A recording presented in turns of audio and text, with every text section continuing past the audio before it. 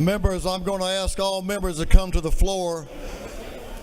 So rules is still meeting, but what we'll do is we will delay attendance, but we'll go ahead and get our day started. So all members, please come to the floor.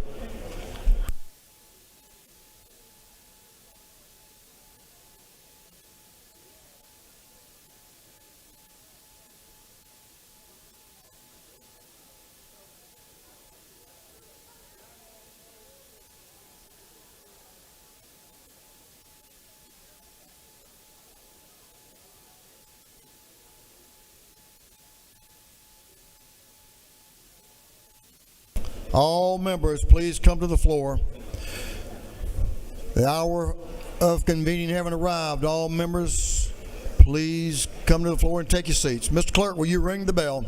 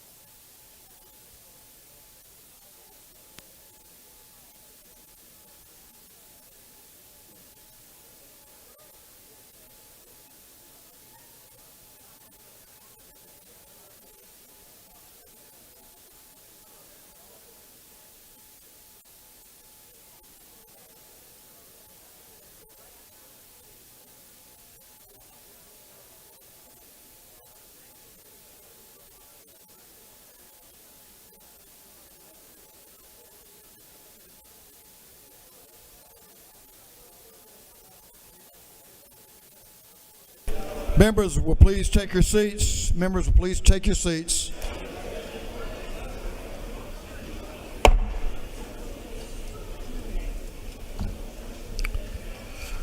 Members will please take your seats.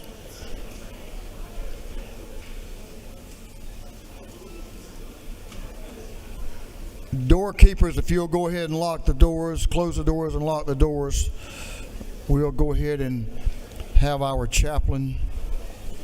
Doorkeepers, will you please close the doors and keep them closed? We'll let the Rules Committee in just a few minutes. Members will please take your seats.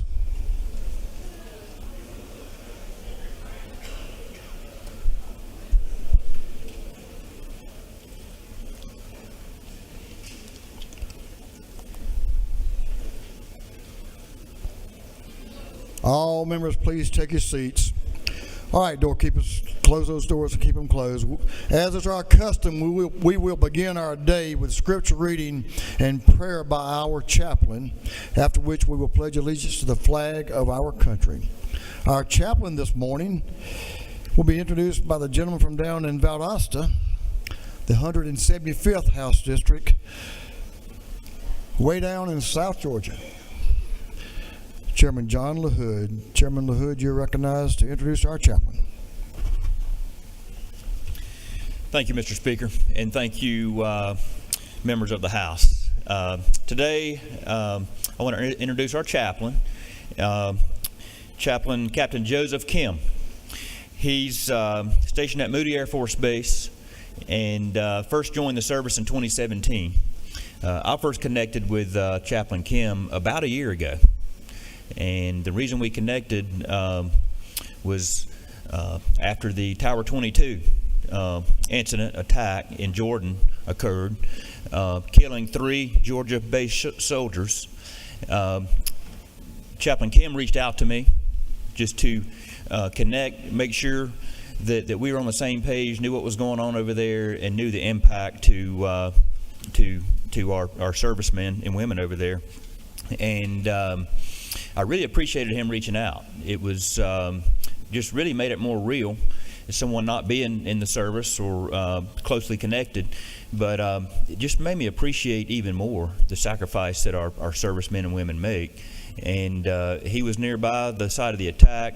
He was there within hours to comfort the soldiers there and to be with the bodies as they came back. And so I really appreciate him doing that and coming to share with us today. And I've also the day he called me, I wrote down the names of his family too. And ever since then, a sticky note on my laptop computer has sat there with the name of his wife Lauren, his oldest daughter Claire, Judah, and Lily. And so it's reminded me to pray for them and keep them in my prayers. And so I'm so glad to have him here today. And so please welcome Captain Chaplain Joseph Kim.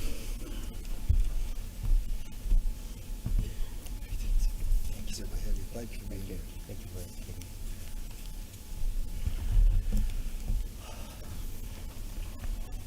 Thank you, Mr. LaHood, for that generous introduction and your unwavering support for our Moody Air Force Base community, representing our servicemen and women and their families. Mr. Speaker, distinguished members of the Georgia House of Representatives, and all who gather here, I am deeply honored to stand before you today, this morning in this historic legislative chamber, this very chamber where President Jimmy Carter addressed the state as a governor, a man whose life exemplifies selfless service. From his years in public office to his tireless work with Habitat for Humanity. And we stand in the heart of Atlanta, a city where Reverend Dr. Martin Luther King Jr. led the civil rights movement, whose legacy continues to inspire us to serve the greater good with courage and compassion. So it is truly, truly humbling to share a message of hope and encouragement with you as your chaplain of the day. I love you so much. Lauren, tell the kids I love them. I love you too, but that was I love you so much, Lauren, and tell the kids I love them. That was the text that I sent my wife right before I flew to Tower 22. A remote outpost in Jordan from my undisclosed location in the midst of my deployment on January 28th, 2024. And on that day, our brave brother and sisters in arms, all Georgia natives, were killed in action by a UAV attack, drone attack. At the base that was under attack, I was unsure of what to expect. All I knew was that I was called for such a time as this. I was deployed to Jordan for this very moment. We did many things for the airmen, countless counseling sessions, leading religious services, morale events, but among all those, I knew this was the moment that I will remember the rest of my life. To honor the fallen heroes, to comfort and care for the wounded. Our brave men and women in uniform who are likely scared, confused, or worried. Like the airman that I met there, whose quarters were near the blast site. He was so shaken that he couldn't sleep there anymore. He spent the night on a couch at the workstation. That night, I escorted the bodies of our fallen heroes. And a few days later, back at Tower 22, we gathered together again for a memorial service, paying our respects to the empty boots, helmets, and rifles, symbols of their sacrifice. The first sergeant began the roll call, and he called out the names, and they responded, "Here, Sarge! Here, Sarge! Here, Sarge!" And then he called, "Sergeant Rivers." Silence. He called again, "Sergeant William Rivers. Again, nothing. Finally, he called Sergeant William Jerome Rivers. Again, silence. Silence in the formation was so thick with unspoken grief. The first sergeant then called out the names of the other fallen heroes, Specialist Kennedy Sanders and Specialist Brianna Moffett. Close friends, soldiers, and airmen began to weep. We realized that they were no longer there with us. But in the midst of sadness, loss, and despair, we remember who they were, their strength, their courage, their smile, and their deep love for our country. Our resolve was strengthened as we honor them and ensure that their sacrifices will be remembered. And it's being remembered today, a year later, in their beloved state's capital. In John 15:13, Jesus tells us, greater love has no one than this, to lay down one's life for one's friends. The freedoms and blessings we enjoy in our great nation are a direct result of the sacrifices made by these brave men and women. They laid down their lives out of deep love and devotion to our country and their friends. Like more than 36,000 service members were killed in the Korean War, often called the Forgotten War. Fighting in a land they didn't know, for a people they never met. They gave their all, their lives, to defend freedom from communist enemies. 50 years forward, a 16-year-old boy came to America to learn English so that he could share the message of the good news with more people in the world.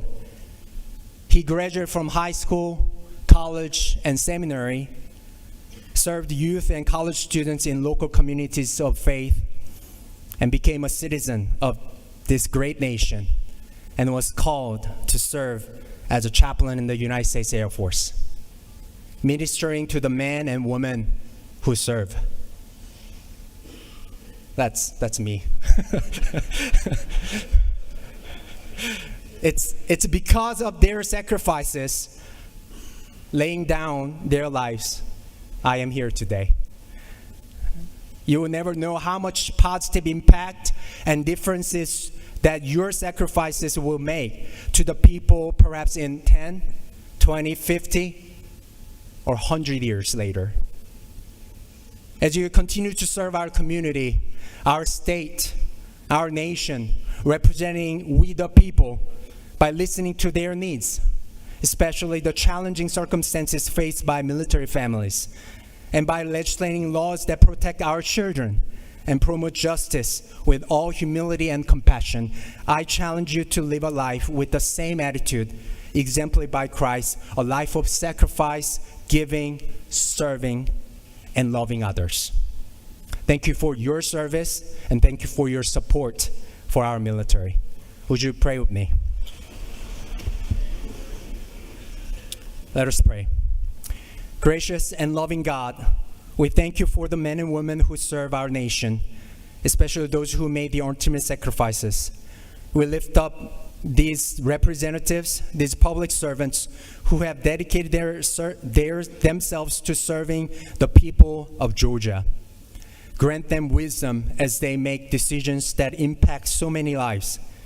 Give them strength to uphold justice and compassion as they address the needs of their constituents, particularly the challenges faced by our military families. May their service be marked by humility, integrity, and a deep love for their fellow citizens. Bless them and their families, and may we all be inspired by the example of selfless service as shown by your Son. We pray in your holy name. Amen. Thank you. Would you please join me?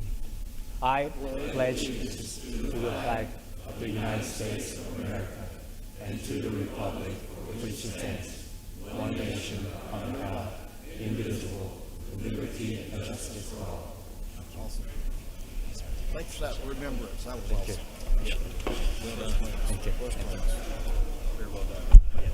Thank you, Brother Kim. Thanks for that remembrance of some brave heroes from Georgia. Members, you may join Brother Kim and his family, Chaplain Kim, in the South Anteroom. Doorkeepers, you may unlock the doors. Have a photo with our chaplain and his family.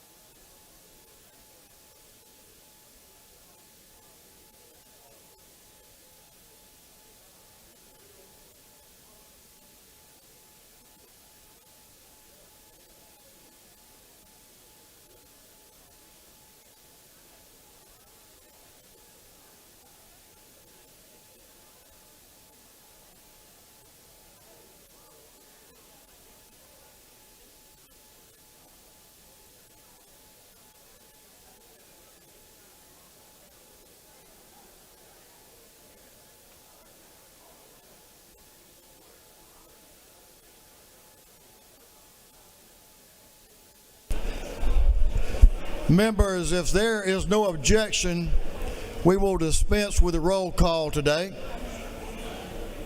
Hearing no objection, so done. So ordered there, Mr. Clerk. We have just... Members, we'll get your attention as we recognize... Well, let me do this first and thank...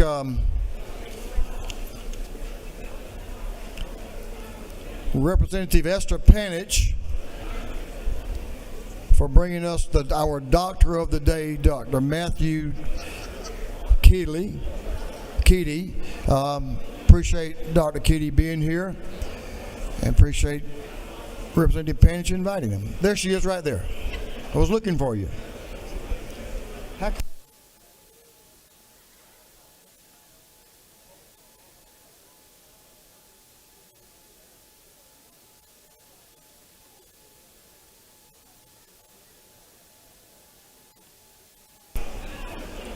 Chairman Hilton, you ready, sir? Chairman Hilton is recognized. Thank you, Mr. Speaker. For you, I am always ready. Your Committee on Information Audits has read the journal of the previous legislative day and found it to be correct.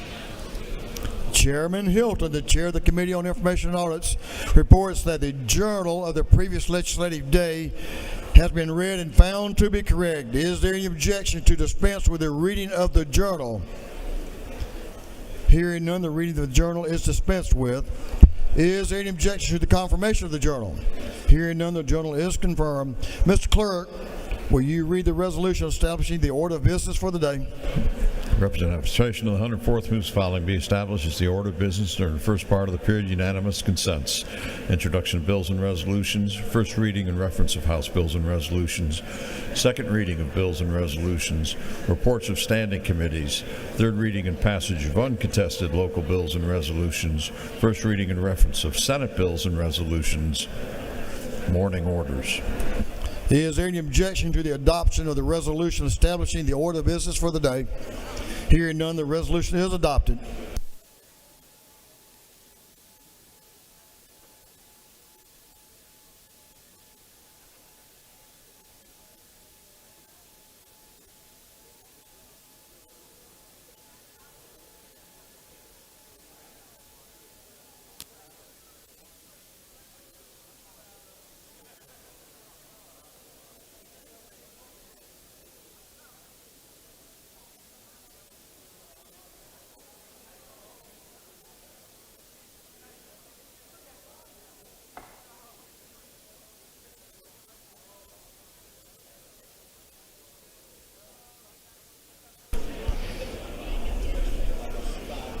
First reading of bills and resolutions. Mr. Clerk, will you read?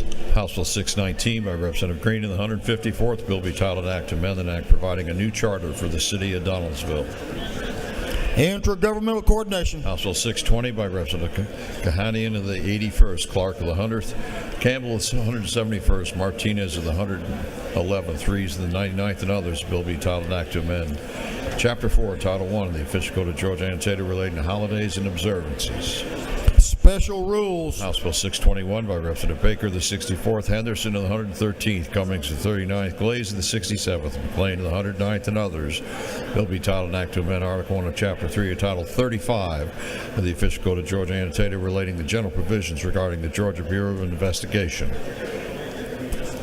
Public safety and homeland security. House Bill 622 by Representative Corbett of the 174th. The bill be entitled Act to amend an act providing a new charter for the city of Hoboken. Intergovernmental coordination. House Bill 623 by Representative Smith of the 18th, Huddleston of the 72nd, Howard of the 71st. Bill be titled Act to authorize the assessment and collection of a technology fee. Intergovernmental coordination. House Bill 624 by Representative Smith of the 18th, Huddleston of the 72nd, Howard of the 71st. Bill be titled Act to authorize the assessment and collection of a technology fee. Intergovernmental coordination. House Bill 625 by Representative Silcox of the 53rd, Panitch of the 51st, Lallier of the 59th, Schofield of the 63rd, Holland of the 54th, and others. Bill be titled Act to amend an act creating the State Court of Fulton County. Intergovernmental coordination. House Bill 626 by Representative Lupton of the 83rd, Holcomb of the 101st, make the Act of the 82nd, Dubnik of the 29th, and Lim of the 98th. Bill be titled an Act to amend Code Section 17-571 of the Official Code of Georgia annotated relating to preservation of evidence. Judiciary non-civil. House Bill 627 by Representative Persinger of the 119th, Cannon of the 172nd, Hitchens of the 161st, Smith of the 18th, Lumsden of the 12th, and others. Bill be titled an Act to amend Title 15 of the Official Code of Georgia annotated relating to courts. Judiciary non-civil. House Bill 628 by Representative Camp of the 135th, Crow of the 118th, Lumsden of the 12th, and Wiedauer of the 121st. Bill be titled an Act to amend Article 2 of Chapter 7 and Title 48 of the Official Code of Georgia annotated relating to imposition rate, computation, exemptions, and credits for income taxes. Ways and Means. House Bill 629 by Representative Hawkins of the 27th, Cooper of the 45th, Newton of the 127th, Green of the 154th, make the Act of the 82nd. Bill be titled an Act to amend Part 3 of Article 16 and Chapter 2 of Title 20 of the Official Code of Georgia annotated relating to health. Health. House Bill 630 by Representative Wiedauer of the 121st, Ridley the 6th, Corbett of the 174th, Prince of the 132nd, Reeves of the 99th, and others. Bill be titled an Act to amend Chapter 47 and Title 43 of the Official Code of Georgia annotated relating to used motor vehicles and used motor vehicle parts dealers.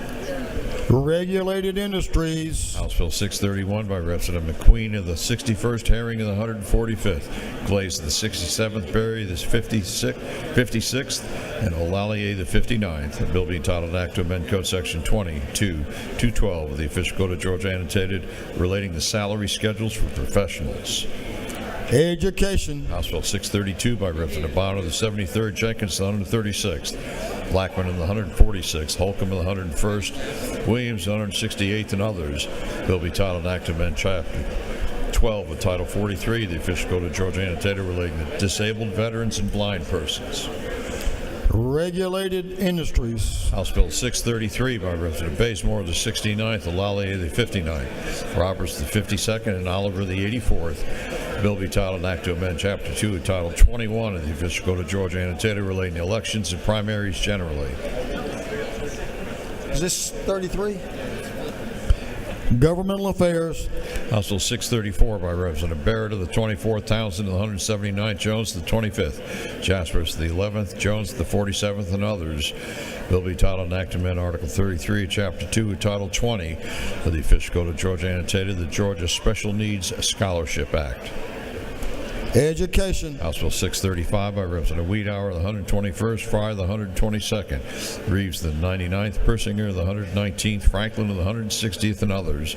Bill be titled an act to amend Chapter 41 and Title 43 of the Official Code of Georgia annotated relating to residential and commercial general contractors.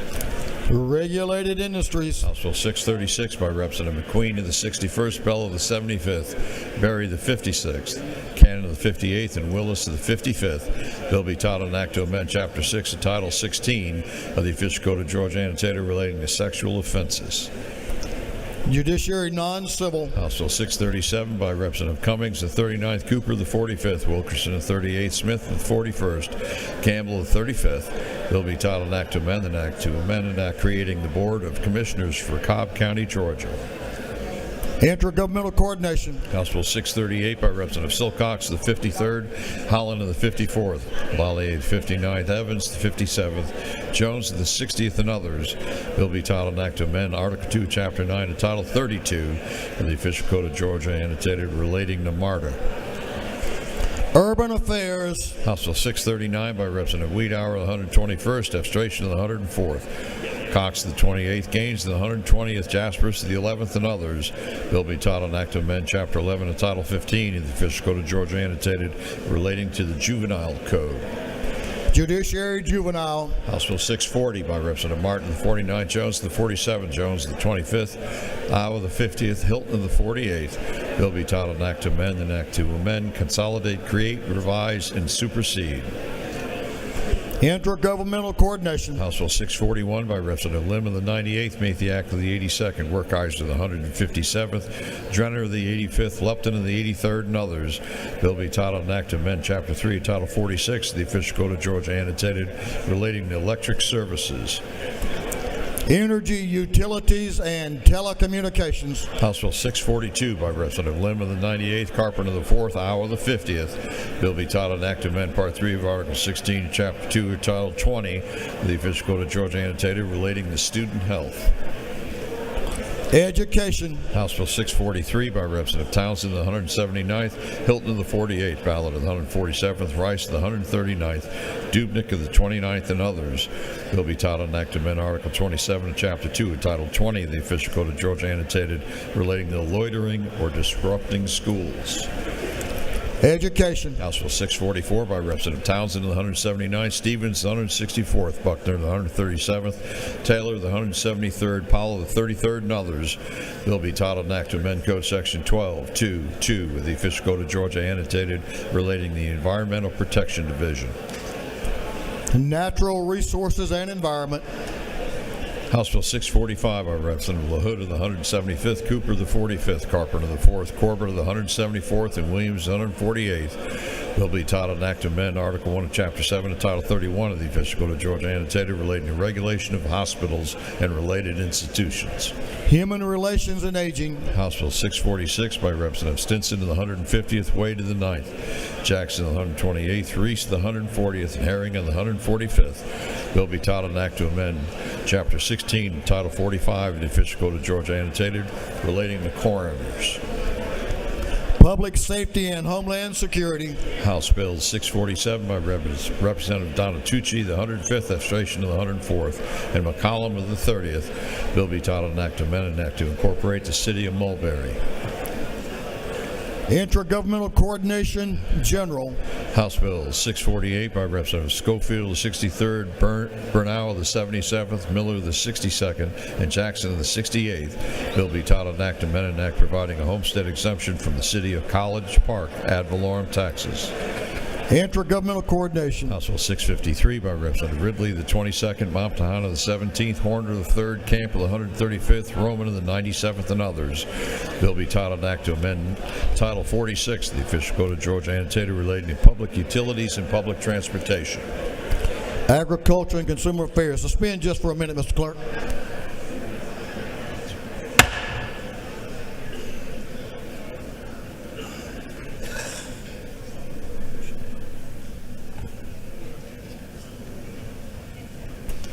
It's a great day to be in Georgia. There's no doubt about that. And I know y'all are celebrating that.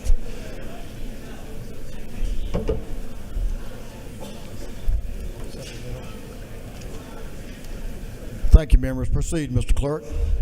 House Bill 654 by Representative Campbell, the 35th, Iowa, the 50th, Wilkerson, the 38th, Clark, the 108th, Westbrook, the 163rd. Bill be titled an act to amend Article 1 of Chapter 24, Title 33, the official code of Georgia annotated relating to general provisions regarding insurance. Insurance. House Bill 655 by Representative Hilton of the 48th, Burchett of the 176th, Clark of the 100th, Carpenter of the 4th, Saints of the 180th, and others. A bill to be entitled an act to amend Article 2, Chapter 7 of Title 48 of the official code of Georgia annotated relating to imposition rate, computation, exemptions, and credits for income taxes. Ways and Means. House Bill 656 by Representative Saints of the 180th and Stevens of the 164th. A bill to be entitled an act to amend Chapter 71 of Title 36 of the official code of Georgia annotated relating to development impact fees.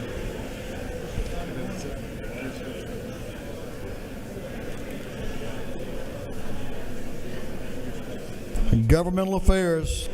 House Resolution 392 by Representative Corbett of the 174th, Powell of the 33rd, Wiedauer of the 121st, Ridley of the 6th, Smith of the 138th. A resolution creating the Joint Study Committee on the State Board of Registration of Used Motor Vehicle Dealers. Regulated Industries. House Resolution 393 by Representative Schofield of the 63rd, Davis of the 87th, Scott of the 76th, Jackson of the 68th, Drenner of the 85th, and others. A resolution urging the General Assembly to enact the Workplace Safety and Heat Protection Act. Industry and Labor. House Resolution 394 by Representative Campbell of the 35th, Hughley of the 141st, Barnes of the 86th, Tran of the 80th, Sampson of the 153rd, and others. A resolution affirming that the American dream belongs to all of us. Special Rules. House Resolution 395 by Representative Canada of the 58th, Miller of the 62nd, Clark of the 108th, Bazemore of the 69th, Paris of the 142nd. A resolution designating the month of May as Maternal Mental Health Awareness Month. Public and Community Health. House Resolution 396 by Representative Campbell of the 35th, Hughley of the 141st, Miller of the 62nd, Glaze of the 67th, Howard of the 129th, and others. A resolution proposing an amendment to the Constitution so as to authorize the General Assembly to provide by law. Appropriations. House Resolution 397 by Representative Cooper of the 45th, Silcox of the 53rd, Newton of the 127th, Howell of the 50th, Hawkins the 27th. A resolution creating a House Study Committee on healthcare quality and reporting. Health. House Resolution 398 by Representative Ridley of the 22nd, Moptahan of the 17th, Horner of the 3rd, Camp of the 135th, and Roman of the 97th. Resolution proposing an amendment to the Constitution of the State of Georgia so as to rename the Georgia Public Service Commission. Energy, Utilities, and Telecommunications. House Resolution 399 by Representative Santos of the 117th, Howley of the 116th, Clark of the 100th, Hawkins of the 27th, Cameron of the 1st, and others. A resolution creating the House Study Committee on one-way street markings. Transportation. House Resolution 400 by Representative Hefner of the 130th, Douglas the 78th, Glaze the 67th, Gamble of the 15th, and Wade of the 9th. A resolution proposing an amendment to the Constitution of the State of Georgia so as to authorize the General Assembly. Ways and Means. Senate Bill 40 by Senators Hatchett of the 50th, Gooch of the 51st, Anna DeVarte of the 31st, and Robertson of the 29th. Bill be titled Act to amend Article 14, Chapter 1 of Title 10 of the official code of Georgia annotated relating to secondary metal recyclers. Regulated Industries. Senate Bill 79 by Senator Goodman, the 8th, Strickland of the 42nd, Kennedy the 18th, Tillery the 19th, Gooch of the 51st, and others. Bill be titled an Act to amend Title 16 of the official code of Georgia annotated relating to crimes and offenses.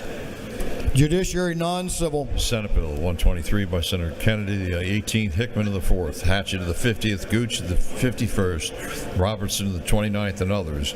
Bill be titled an Act to amend Subpart 2, Part 1 of Article 16, Chapter 2 of Title 20, relating to compulsory attendance. Education. Senate Bill 130 by Senator Hodges III, Still of the 48th, Watson the 1st, Kirkpatrick of the 32nd, Hickman of the 4th. Bill be titled an Act to amend Title 31 of the official code of Georgia annotated relating to health. Health. That completes first readers.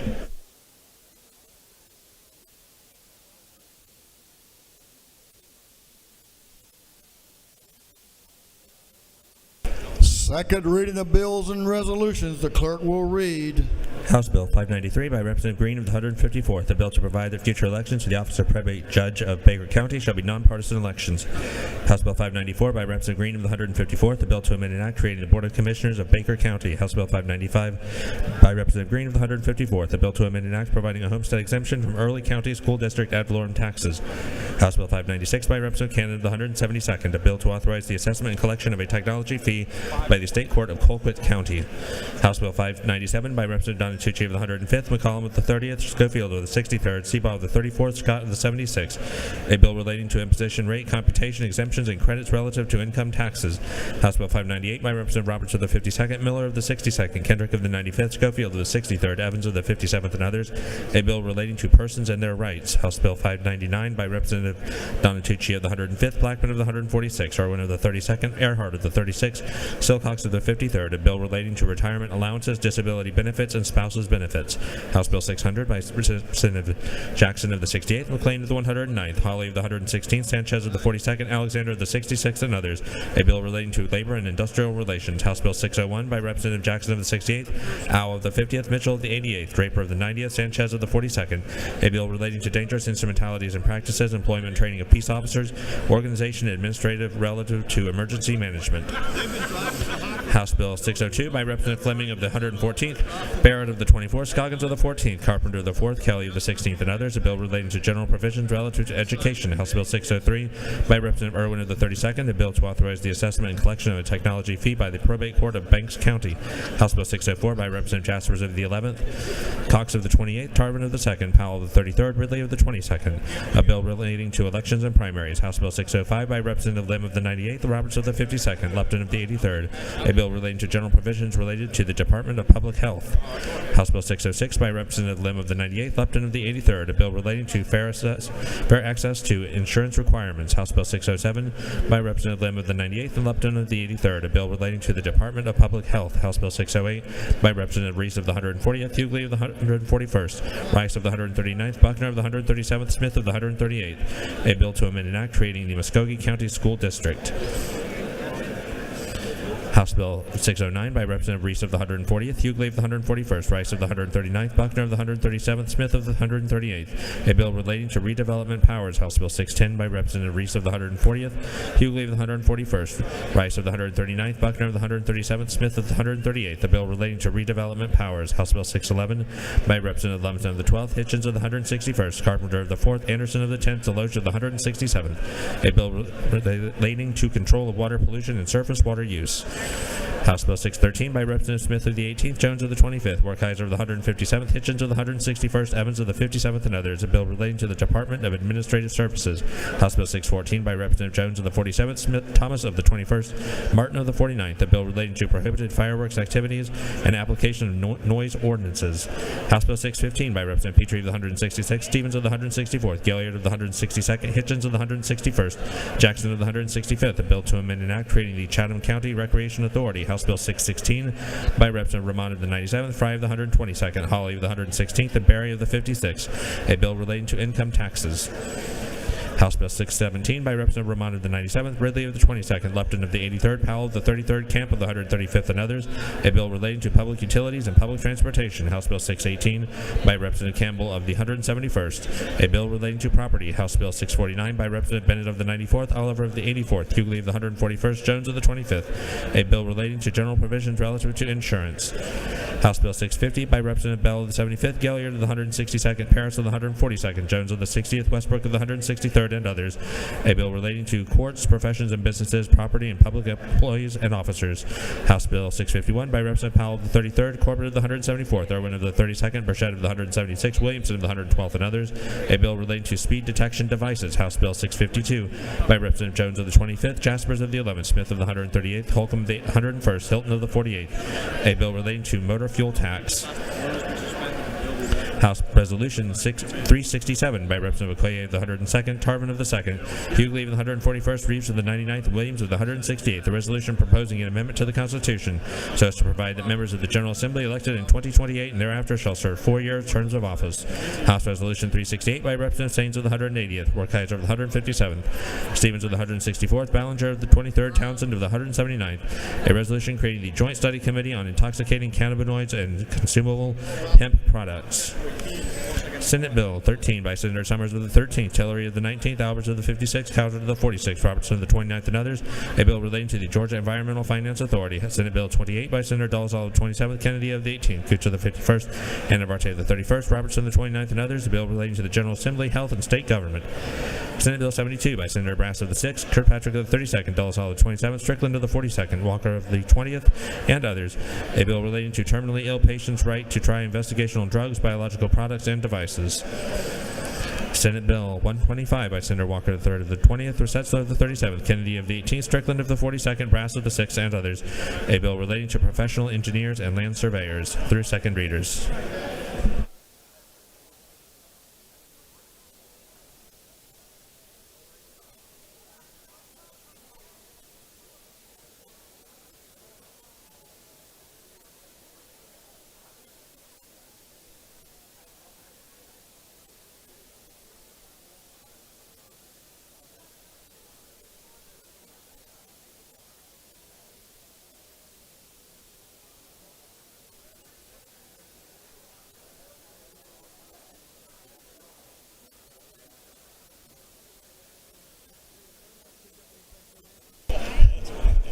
Reports of standing committees. Mr. Clerk, will you read?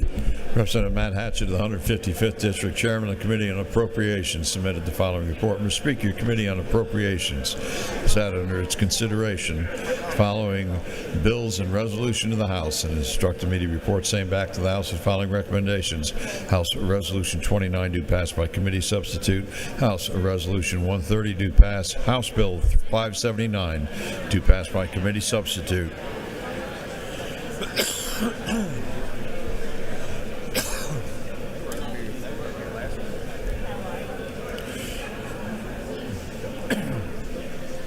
Respectfully submitted, Representative Matt Hatchett, 155th District, Chairman.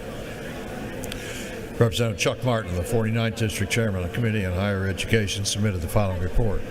Mr. Speaker, your Committee on Higher Education has had under its consideration the following bills of the House. Has instructed me to report same back to the House with the following recommendations. House Bill 56 due pass by committee substitute. House Bill 385 due pass by committee substitute. Respectfully submitted, Representative Chuck Martin, the 49th District, Chairman. Representative Beth Campbell, the 135th District, Chairman of the Committee on Intergovernmental Coordination Local, submitted the following report. Mr. Speaker, your Committee on Intergovernmental Coordination Locals had under its consideration the following bills of the House and the Senate. It has instructed me to report same back to the House with following recommendations. House Bill 411 due pass by substitute. House Bill 538 due pass. House Bill 553 due pass. House Bill 568 due pass. House Bill 591 due pass. House Bill 592 due pass. Senate Bill 137 due pass. Respectfully submitted, Representative Beth Campbell, the 135th District, Chairman. Representative Sharon Cooper, the 45th District, Chairman of the Committee on Public and Community Health, submitted the following report. Mr. Speaker, your Committee on Public and Community Health has had under its consideration the following bills of the House and instructed me to report same back to the House with the following recommendations. House Bill 291 due pass by committee substitute. House Bill 471 due pass by committee substitute. House Bill 506 due pass. House Bill 584 due pass. Respectfully submitted, Representative Sharon Cooper, the 45th District, Chairman. Representative Clint Crow, the 118th District, Chairman of the Committee on Public Safety and Homeland Security, submitted the following report. Mr. Speaker, your Committee on Public Safety and Homeland Security has had under its consideration following bills of the House. Has instructed me to report same back to the House with following recommendation. House Bill 238 due pass by committee substitute. House Bill 518 due to pass by committee substitute. House Bill 549 due pass. Respectfully submitted, Representative Clint Crow of the 118th District, Chairman. Representative Hagan of the 156th District, Chairman of the Committee on Rural Development, submitted the following report. Mr. Speaker, your Committee on Rural Development has had under its consideration the following bill of the House. Instruct committee report the same back to the House with the following recommendation. House Bill 262 do pass by substitute, respectfully submitted. Representative Hagan of the 156th District, Chairman. Representative Mike Chokas of the 151st District, Chairman of the Committee on Small Business Development, submitted the following report. Mr. Speaker, your Committee on Small Business Development has had under its consideration the following bill of the House. It is instructed me to report same back to the House with the following recommendations. House Bill 250 do pass by committee substitute, respectfully submitted. Representative Mike Chokas of the 151st District, Chairman. That completes the reading of the reports of standing committees. Okay, members, you may want to get close to your desk, or closer than you are now, because we do have a local calendar.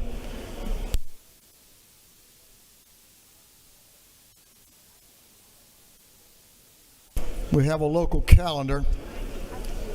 We now have the third reading and passage of the uncontested local bills. If there is no objection, we will move on the local calendar as a whole with a recorded vote. Hearing none, it is so ordered. Mr. Clerk, will you read the local calendar? House Bill 411 by substitute by Representative Irwin of the 32nd, Banks County. House Bill 538 by Representative Chokas, the 151st, Schley County. House Bill 553 by Representative Stinson of the 150th, Taylor County. House Bill 568 by Representative Scoggins, the 14th, City of Ewell-Harley. House Bill 591 by Representative Gunner of the 8th, City of Cleveland. House Bill 592 by Representative Gunner of the 8th, City of Cleveland. Senate Bill 137 by Senator Dixon, the 45th, City of Mulberry.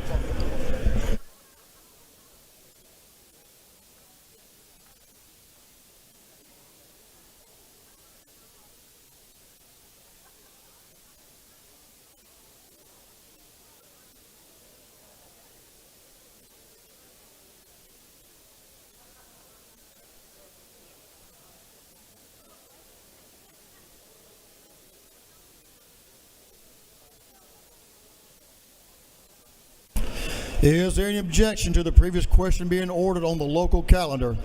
Hearing none, the previous question is ordered.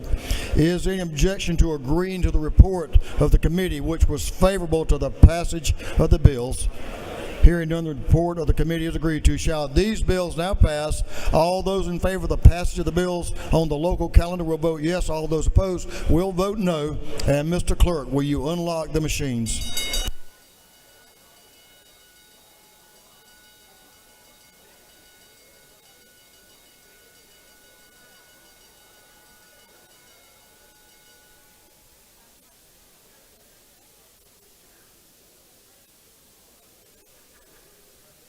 Have all members voted?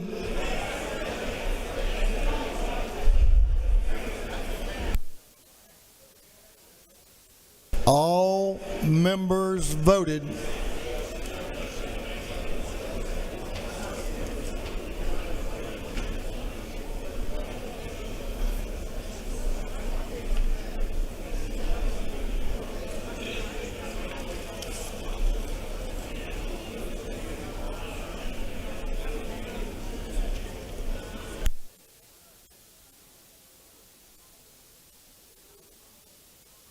Have all members now voted? If so, Mr. Clerk, will you lock the machines? On the passage of the bills on the local calendar, the yeas are 169, the nays are 0. These bills, having received the requisite constitutional majority, are therefore passed.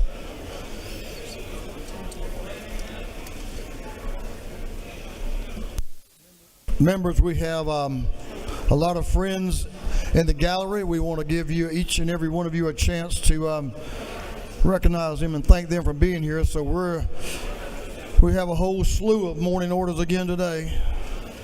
And I want to remind y'all what those lights mean down there when you're in the well making your comments.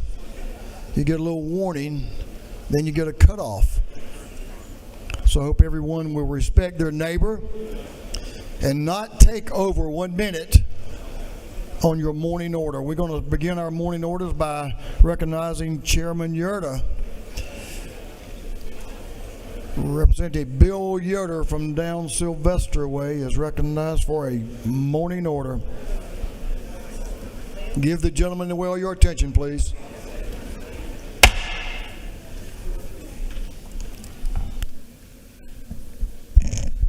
Thank you, Mr. Speaker. Today is Georgia Municipal Court Clerks Day at the Capitol. Founded in 2006, the organization is composed of dedicated municipal court clerks all over the state. Members of the Georgia Municipal Court Clerks Council are court professionals who embody a profound commitment to the ethical and effective management of our Georgia judicial system. They're with us today, and I believe they're up here to my left, and let's give them a warm welcome to the Capitol.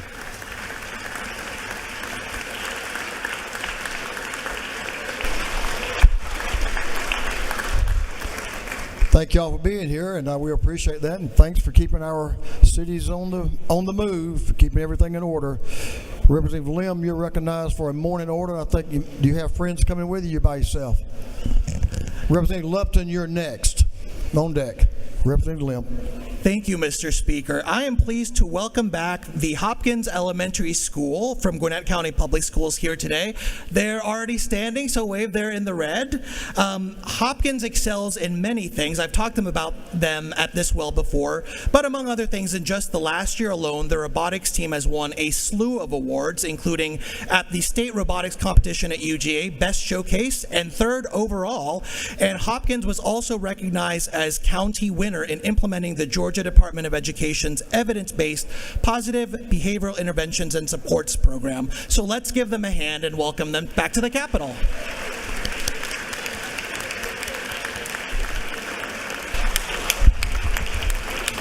Thank you, Mr. Speaker. Thank you, Representative Lim. Way to go, Hopkins. Boy, y'all are strong. Good to have you back again. Keep up the good work. Representative Lupton is recognized for a morning order. Give the lady your attention, please. Let me get myself situated here. Hi, I come to you today, thank you, Mr. Speaker. I come to you today to honor another author from my district today. Mike Coleman, a longtime Georgia resident, has been honored as recipient of the 2024 Georgia Author of the Year Award for his memoir, The Way From Me to Us. A writer for nearly 45 years, he received awards for news reporting and writing in the nonprofit and technology sectors. His work extends beyond memoir, having authored An Aquarium for Georgia, a commemorative book on the construction of the Georgia Aquarium. Please welcome Mike Coleman and his partner Ted today as we celebrate his achievement.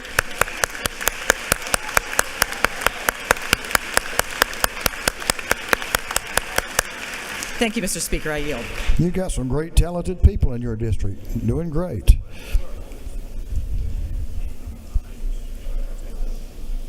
Representative Burnell, you're recognized for morning order. Representative Stinson, you're on deck, and then Representative Baker, you're right behind her. Representative Burnell.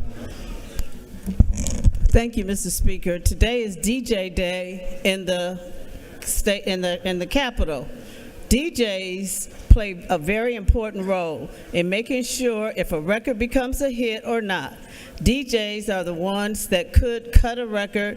They bring people together, and us responsible for shaping the culture. I want to thank D. Hill for always thinking about those in the radio industry. Would you all please stand up, the DJs that are here?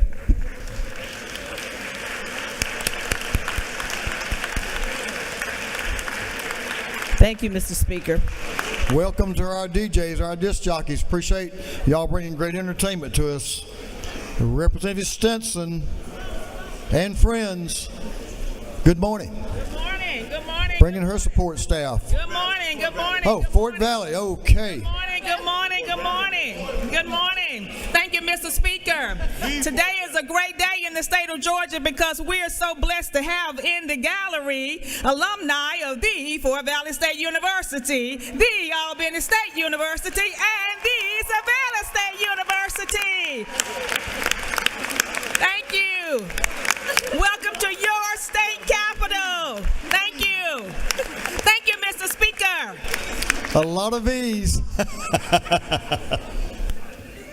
Let me tell you, You do a lot better job than I do of that, I can guarantee you. And we thank y'all for being here. It's a special day. Thanks for being in the house, because this is the people's house. Representative Baker. There she is. And some friends recognized for a morning order. Ladies recognized.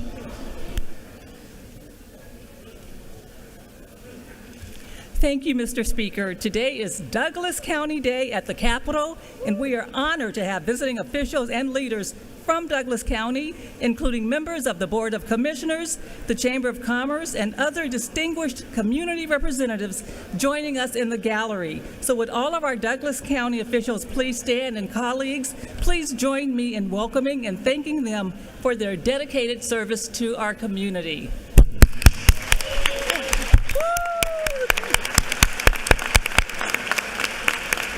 Thank you, Mr. Speaker. Thank you, Representative. Thank y'all. Good to have Douglas County here. We appreciate what y'all do. A great place to live, work, and raise a family. Representative Dr. Al is recognized for a morning order. And friends. Good morning. I rise to recognize our friends from Communities in Schools Atlanta for joining us today at the People's House. Can you please stand and be recognized?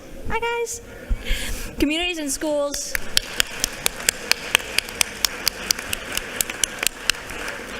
Community in Schools helps Metro Atlanta students facing some of the steepest barriers to achieve academic success and graduate. I particularly appreciate their advocacy for gun violence prevention, which is a huge priority for young people all over the state. Thank you for your commitment to our students, and thank you to our students for helping us with our work. Welcome to your state capitol, and we are pleased to present you with House Resolution 413. Thank you, guys.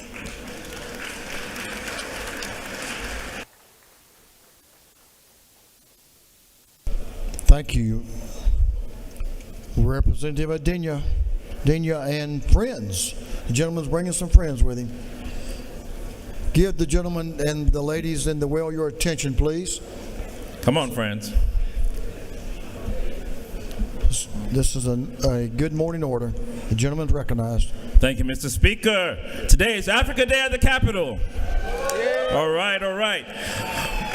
Would like to welcome members of our community, the African diaspora, especially those who are being recognized with resolutions. I'll call their names because we have a short time. Dr. Femi Oshoni from Alpharetta. Mr. Kade Adekunle, President of the Alliance of Nigerians of Organization of Georgia. Nancy Aragbaye, founder of Strategic Solutions Global Leadership. Mr. Edafe Johnson, a professional clinical research principal focused on advancement treatments and also chairman of the One Voice Africa. And finally, I also like to recognize Mr. Tashomi Gabrielasi, who is the Ethiopian Airlines Traffic and Sales Manager. So those of you that fly the world, Ethiopian Airlines is one airline to take care. We appreciate you on Africa Day. Thank you, Mr. Speaker. I yield the will. Good day. We appreciate that announcement. Well, here's a little more. Go ahead. Go ahead. And we just want to say a big thank you to our original advisory council members who are always here, presently and in spirit. We thank you for your contributions. Thank you, Mr. Speaker. Absolutely. Thank y'all for everything. Appreciate you being here today. Representative Jasper. Chairman Jasper is recognized for a morning announcement. And friends, he has a couple. Yes, sir. I had to search, didn't I? You did. Well, thank you, members. We're recognizing today is the Georgia Airports Association Day. You know, there's 95 general aviation airports and 7 others, and they're essential to our economic power within the state. You know, they serve our states in many ways, but these folks who are here today provide leadership to these airports across our state, and we appreciate them. You know, they create an unbelievable impact financially in our state. You know, we're talking about the big Hartsfield down to the medium to the small ones, $74 billion of economic impact and a payroll, well, I was shocked when I read this, of $20 billion. You know, they are vital to to our state, large, medium, and small. We salute their dedication to making sure that aviation transportation is safe, and that's why we recognize them today. And if they're up there, I think they're moving between the House and the Senate. Well, there they are, right there. Please, let's welcome them and thank you for being here today.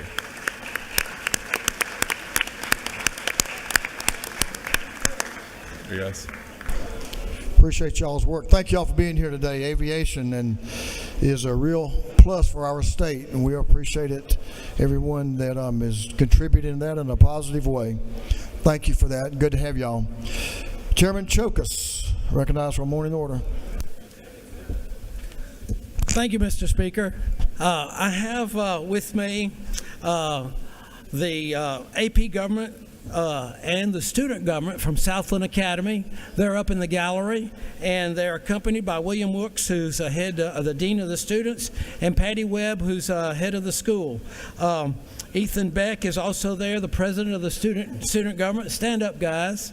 And I just want to say one more thing. 24% of the students for the last 4 years have gone to the University of Georgia, so they're really strong Bulldogs. And then also, they've implemented over a year ago, bell-to-bell, no cell. So we're real proud of our student government, our AP government classes at Southland. Go Raiders! Thank you. Thank you, Mr. Speaker. Thank you, Representative Chokas. Good to have y'all. Thank y'all for making the long trip up. Hope you have a good day here and safe travels when you head back home, but appreciate everything you're doing. Chair Lady Dempsey is recognized. Leader Hughley, your group will be next. And she has friends. Chair Lady Dempsey has friends. She's got lots of friends. Awesome. They're growing, aren't they? Thank you, Mr. Speaker. Good morning. Today we have a distinguished group joining us in the gallery, representatives of Georgia's Community Service Boards. We recognize today as we celebrate Community Service Boards Day at the state capitol. There are 22 service boards that serve a vital role in our state's public safety net, providing essential behavioral health and developmental disability services to those most in need. They work tirelessly to support individuals with serious mental illness, intellectual and developmental disabilities, and addictive diseases, especially those who have no insurance or limited means to pay for care. Each CSB is governed by a dedicated board of directors, volunteers who are appointed by local county authorities, ensuring that services are tailored to meet each of our unique communities.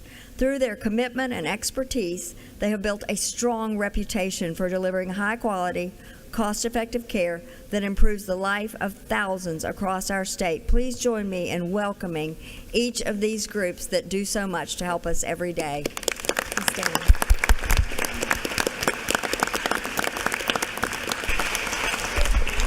Thank you, Mr. Speaker. Thank you, Representative. Welcome to the CSBs. We appreciate what y'all do for our people in all over this state. Thanks for being here this morning. Leader Hughley and the Columbus delegation. Columbus delegation led by Leader Hughley right here. Y'all give the lady your attention in the well, please. Thank you, Mr. Speaker. Ladies and gentlemen of the House, we are honored today to have a group of students from Jordan High School in Columbus, Georgia. You might pronounce it Jordan, but in Columbus we pronounce it Jordan. And so we're happy to have them and their teachers with us. These are ninth graders, and they're excited to be at the Capitol to learn about what we do. So you all stand and let us greet you this morning.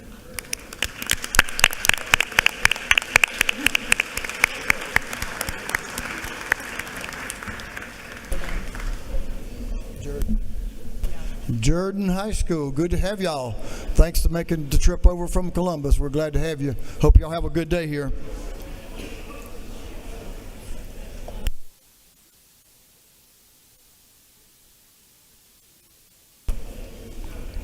Representative Richardson is recognized for a morning order. A gentleman from down in Columbia and McDuffie County. You by yourself? Or you got some folks up there? Well, we all work on that friend thing all the time, no doubt. The gentleman's recognized. Thank you, Mr. Speaker. I'd like to welcome Columbia County youth leadership to the People's House this morning. A group of 26 fine young high school students, and I don't think they're in the gallery right now. I think they had an appointment over the Deal Loss Center, but I did want to welcome them and thank them for coming up and participating. Thank you. Thank you, sir.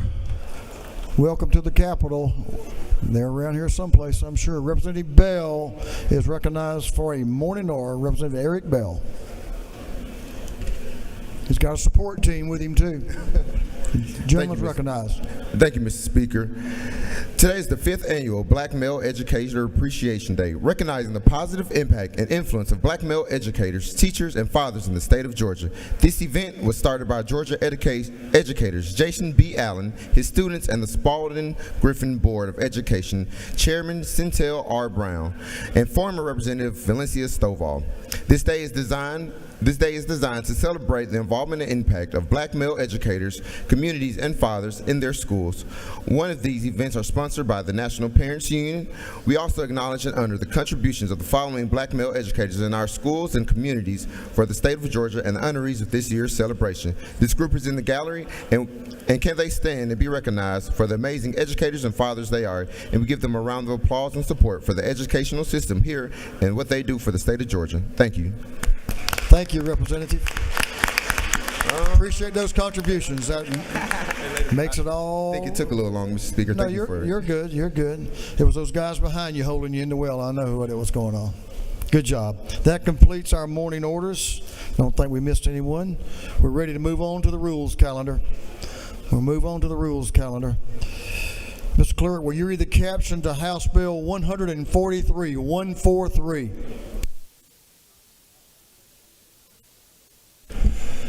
House Bill 143 by Representative Dickey, the 134th, and others to be entitled an act to amend Chapter 5 and Title 12 of the Official Code of Georgia annotated relating to water resources so as to revise provisions regarding water measuring devices for farm use of surface and groundwater. This bill is referred to the Committee on Natural Resources and Environment. That committee recommends this bill do pass by committee substitute. Ready, Mr. Chairman? Chairman Dickey is recognized to present the bill. Distinguished members, this morning I bring you HB 143, our agricultural water metering legislation, and it's Department bill, EPD, and I just want to thank them as a result of a year-long engagement and conversations with farmers and everyone involved. And I really want to call out Chairman Smith for her work many, many years ago, 10 years or more, and Chairman McCall for putting in place, and others in this room, our water metering program for Georgia farmers and our area in that area. But EPD has done a great job listening to the needs and also trying to protect our valuable water resources. Director Jeff Cowan and Watershed Protection Chief Anna Tuzinski and Margie Rockmore for listening to farmers and helping craft this legislation. Keep in mind, all along, it's been to make modifications in the suspension area so we can increase irrigation opportunities for farmers. But it's also important that the state maintains a program that clearly and accurately measures the amount of water use we use in that area. So the intent of this legislation is to provide a more efficient management of our water meter installation process. It gives the state flexibility. It gives farmers flexibility and removes some requirements for farmers to install some of these meter infrastructures on wells and lakes that do not need the meter at this point. Ensures the state also is following the requirement for the Habitat Conservation Plan, the HCP, that requires EPD to have robust compliance program. So this legislation will not require additional state funding. Actually, it will save the state millions of dollars, as well as save farmers estimated $9.3 million. We just must continue to maintain and improve our data and collection for our valuable water resources for our farmers. And that's what this bill does, Mr. Speaker, and I'd love to take some questions if there are any.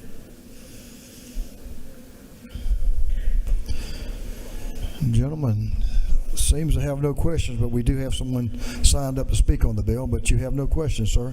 Thank you, Mr. Speaker. Gentleman has yielded the will. We have one speaker. We're going to hold you to a maximum of 10 minutes. So we'll recognize Chair Lady Smith to speak to House Bill 143. The lady's recognized. Thank you, Mr. Speaker and members of the committee.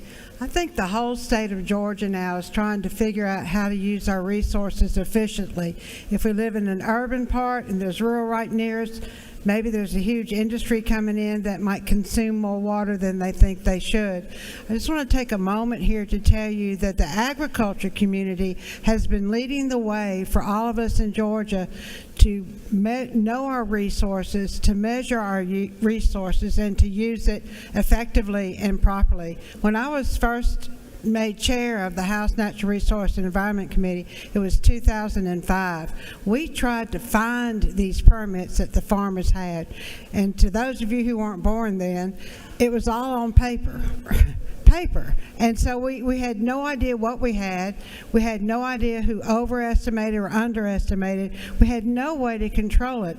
Add to that the fact that Florida and Alabama were suing the state of Georgia, which stopped so much growth and study of the resources around the state. Reluctantly, our farmers in these impacted areas agreed to the first level of measuring the water resources. They were afraid that it would take away something they needed, but the wisdom and the knowledge they got for taking that first step has now made them the leaders of the state of Georgia. They know what water they're using, they know when they get the rain, they know how to be efficient. And so I think from them being the harbingers, the first ones out to do this, it will be also a resource for all of us to know our resources, how we need to use them, and what's best for the citizens of Georgia.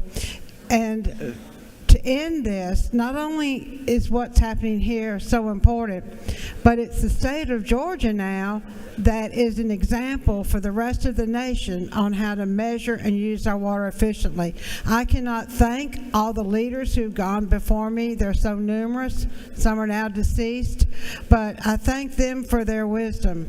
But the wisest one of all was Ben Franklin. And he said, you know, you don't know the worth of water until the well runs dry. Well, this is making sure the well never runs dry. Thank you, Mr. Speaker. I yield the well. The lady's yielded the well. Is there any objection to the previous question being ordered? Hearing none, the previous question is ordered. Is there any objection to adopting the committee substitute? Hearing none, the committee substitute is adopted. Is there any objection to agreeing to the report of the committee, which was favorable to the passage of the bill? Hearing none, the report of the committee is agreed to. Shall this bill now pass? All those in favor of the passage of the bill will vote yes. All those opposed will vote no. And Mr. Clerk, will you unlock the machine?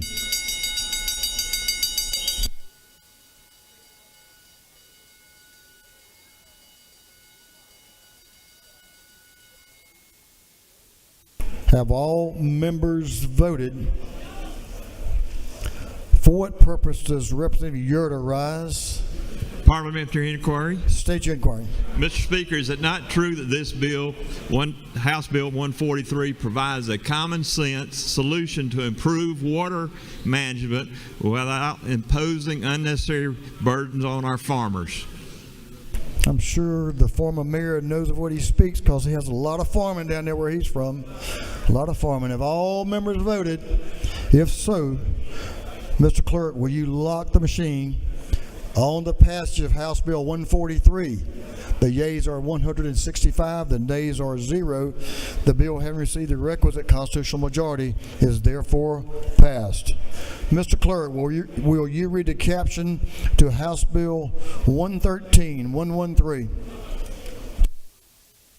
House Bill 113 by Representative McDonald, the 26th, to be entitled an act to amend Title 50 of the Official Code of Georgia annotated relating to state government so as to prohibit the state or its agencies from purchasing goods from certain foreign countries or related entities.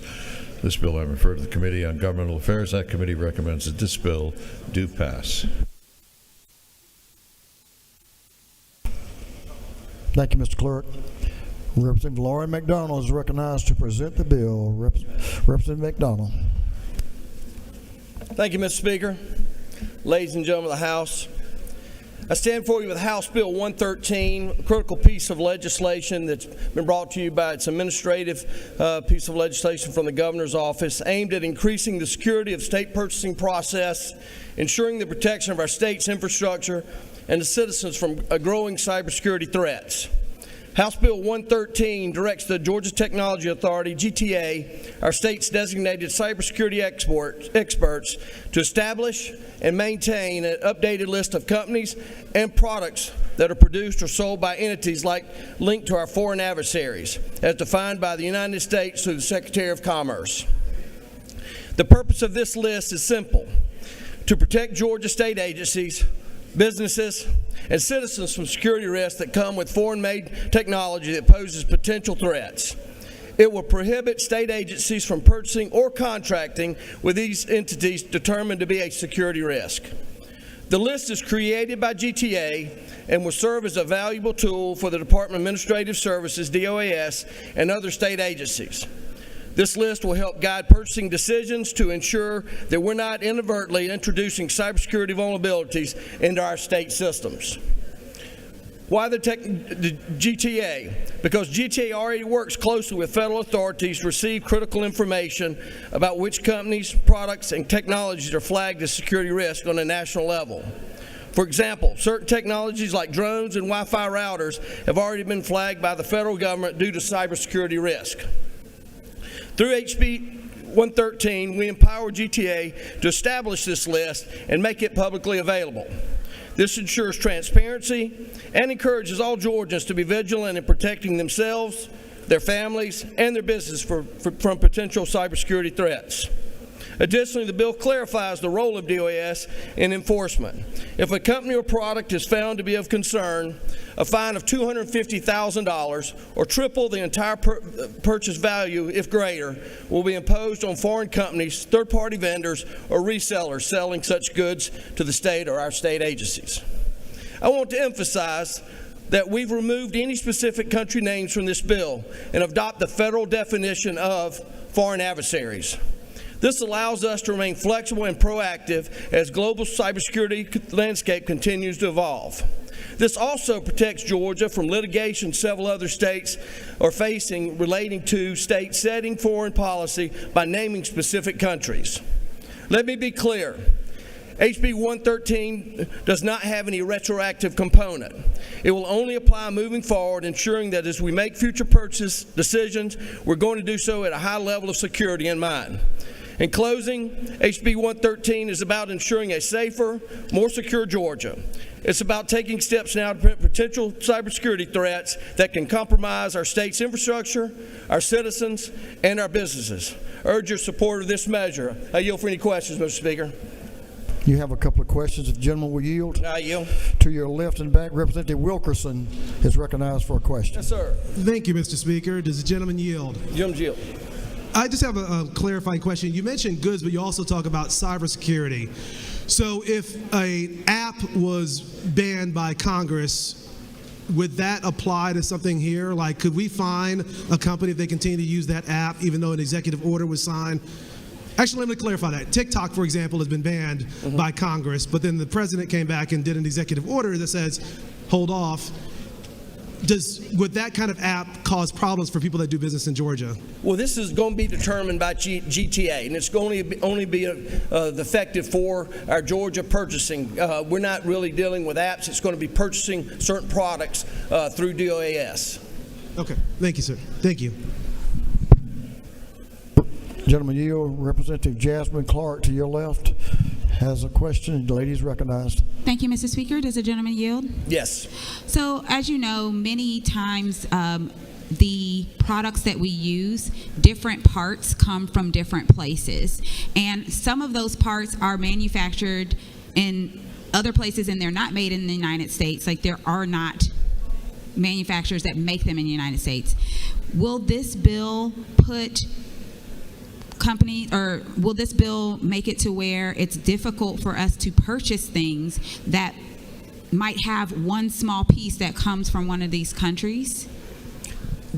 GTA will be working with DOS. Any type of components that are made by our foreign adversaries, GTA will use the federal list. They will comprise this list, and they will work with DOS to determine if whether it's a component part is something that's a cybersecurity risk to Georgia or Georgia citizens. And does the gentleman further yield? Yes. So I know you said it's not retroactive, but I know that many of us all got brand new laptops that comes from a company that is headquartered in one of these countries. I do believe that is considered an adversary or adversarial company. Is there any concern about the access that is already had when we literally just distributed this out to of course, members of the assembly?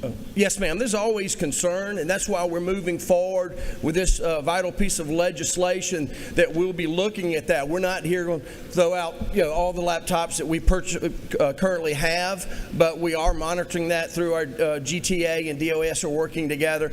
We are going to be moving forward with our purchases, working off a list given by our federal government for our future purchases. Thank you. Gentlemen, yield to the chairman of the committee, which just came. Yes. Okay, we'll hear from questions from Representative Anderson. The gentleman's recognized. Thank you. Does the gentleman yield? Yes. Is it not true that the passage of this bill helps this body and the state legislature to perform one of our critical tasks, and that is to protect the security of the state of Georgia and its citizens? You know what you speak, Mr. Chairman. Thank you. It's a good bill. Mr. Speaker, if no other further questions, I yield the well. You had a couple, but I will let you yield the well. We'll accept that. Thank you, sir, for the presentation. Is there any objection to the previous question being ordered? Hearing none, the previous question is ordered. Is there any objection to agreeing to the report of the committee, which was favorable to the passage of the bill? Hearing none, the report of the committee is agreed to. Shall this bill now pass? All in favor of the passage of the bill will vote yes. All those opposed will vote no. And Mr. Clerk, will you unlock the machine?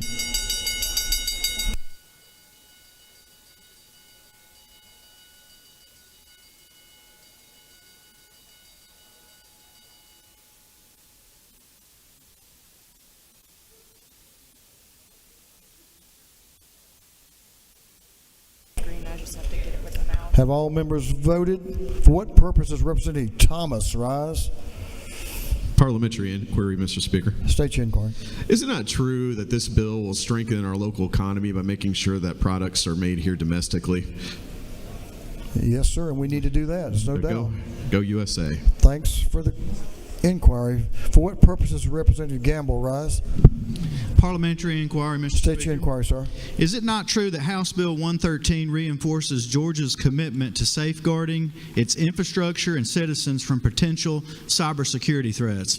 I'm sure the gentleman has studied it and knows of what he speaks. We'll take one last inquiry. For what purpose does Representative Rahman rise? Parliamentary inquiry. State your inquiry. Thank you, Mr. Speaker. Is it not true that, considering the fact that international affairs tends to sometimes change on a dime, it's really important that if we are going to do bills like this, it is way more all-encompassing than to try to, single out one or two instances that could leave us to even more risk in the future? I'm sure the lady believes and knows of what she speaks. Have all members voted? All members voted. If so, Mr. Clerk, will you lock the machine? On the passage of House Bill 113, the yeas are 148, the nays are 17. This bill, having received the requisite constitutional majority, is therefore passed.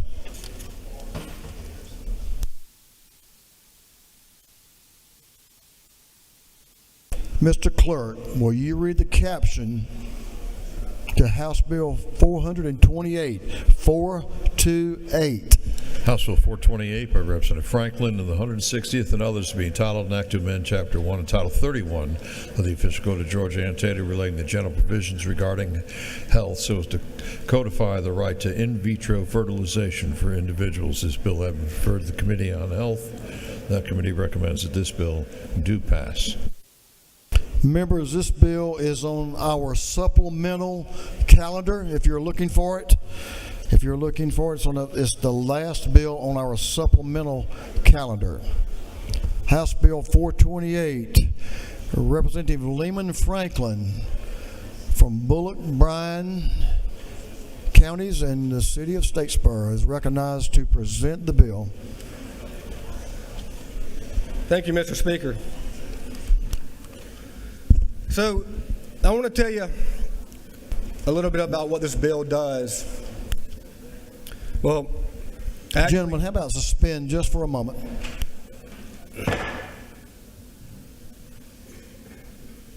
Members, this may be one of the most important bills we consider during this session, so I want you to give the gentleman in the wheel your attention, please. I'm going to tell you what this bill does, but before I do that, I want to tell you what this bill does not do. And what this bill does not do is change anything that is not currently being done in Georgia in regards to in vitro fertilization. If you want to do IVF in Georgia right now, you can have it, you can do it, and the process is there. What this bill does do, though, is it codifies that language into law so that it safeguards that ability and protects it for Georgians and for all of Georgia in the future to be able to do that process in the future. That's what it does, and that's all that it does. So, if you have concerns about the issues surrounding this, or you have ideas about it, or you don't know where you stand, you don't have to worry about this, because this bill doesn't go near it. It doesn't go anywhere to touch it. All it does is codify it and put it into law. So you can all rest easy and vote yes on this bill and feel good about it. So you might say, well, why do we need to do this? What's the importance of it? And I want to tell you a story, my own personal story, of why it's important and why we need to do it and why we need to take it up in this session. So, my wife and I, we got married later in life. And she was doing her own thing. You know, she was working, had a busy life, and she was living up here in Alpharetta, actually. I was working as a missionary in South America, and then later on in Southern Europe, and life was just going by. Well, we met, fell in love, and got married, and we didn't consider that there may be even an issue of us not having children or that being a problem. We just assumed that that would be the case. And we both wanted children. We both wanted a family. And so, of course, we started to try to have children. We got married about 10 years ago, and we were unable to do it. We tried everything. We weren't concerned at first, but then a growing concern became apparent that there was issues. So we started to try IVF, and we did that multiple times. We did the hormone therapy that came with it. We even actually we tried adoption at one point, and we came along all the way down to the end of that. We were the last 2 weeks of adopting, and had the attorney, the contract, all that stuff that goes with it, the process that went with it, and that fell apart 2 weeks before we were able to adopt. So you can say that this experience for us has been a very emotional one. It's been the highs and lows. It's been a very emotional experience throughout this time. But I'm here to tell you today that we did IVF one other time, and it worked. And now my wife is pregnant with a little girl, and we're ecstatic about it. Thank you.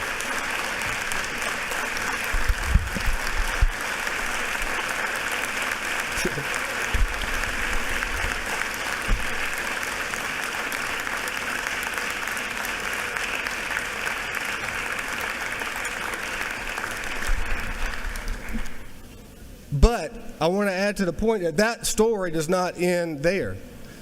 it's really neat to see that when we ended up doing this legislation, that I went around to get signatures in this body and went talking to people, and I found overwhelming support for this bill. In fact, I didn't have one day that went by that we didn't have 2 or 3 people that would come up to me and thank me for doing the bill, and then tell their own personal stories about it. And it became a whole blessing in itself just to have that experience. So it's amazing to see. And I would bet, or I would challenge anybody in this room, that no one here in this room has not been either directly influenced or affected by IVF or indirectly affected by IVF. Everyone that I've come in contact with has had their own personal experience. And so I know that we just clapped and cheered for my wife, but I do want to take the time to just introduce her properly to the body. And if Lori, if you don't mind standing up, we're going to do it one more time, I think.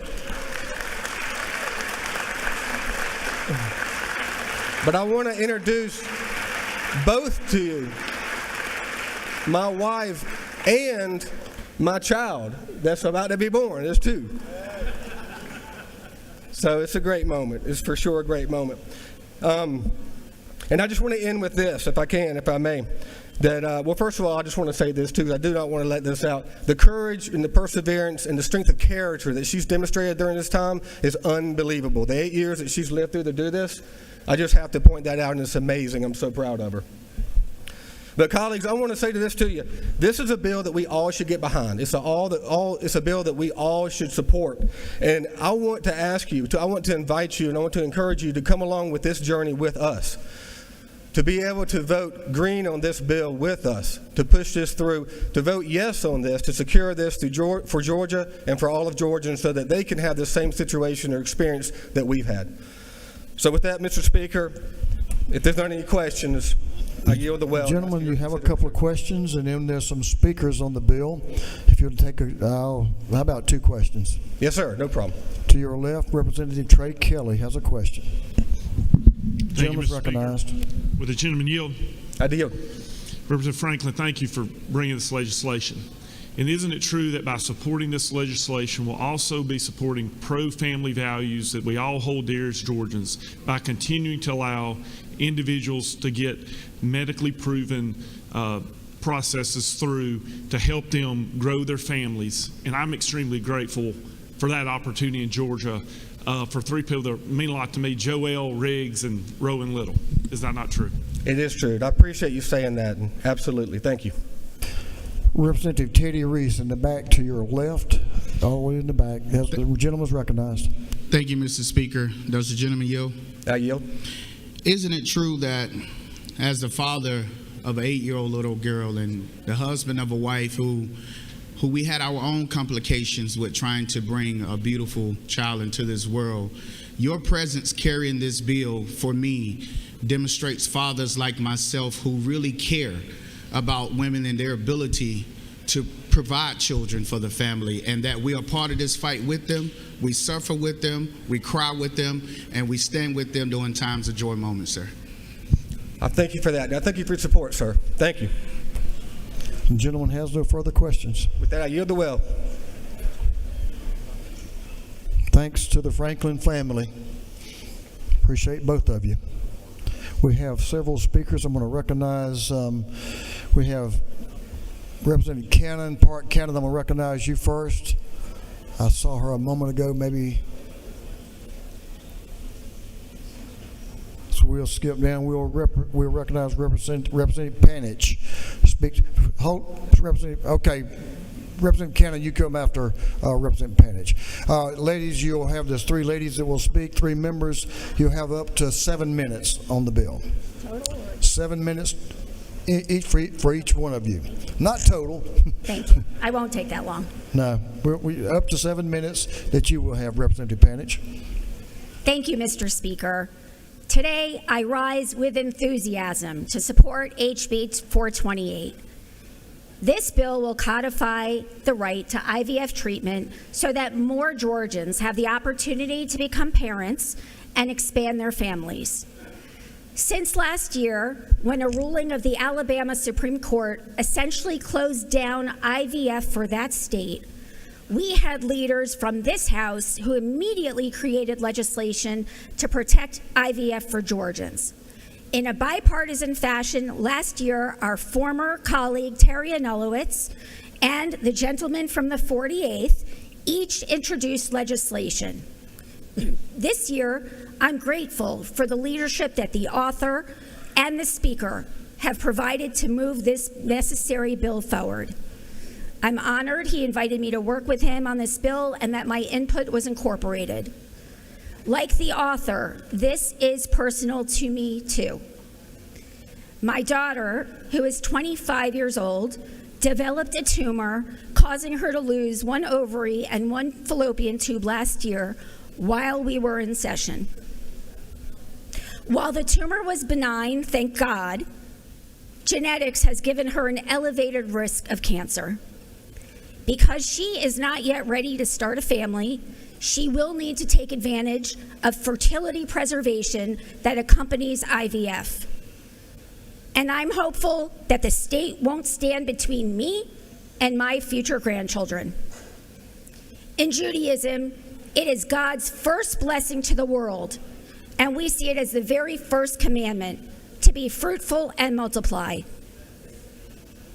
After the flood, God repeated this commandment after Genesis to Noah, and God blessed Noah and his sons, and he said to them, "Be fruitful and multiply and fill the earth."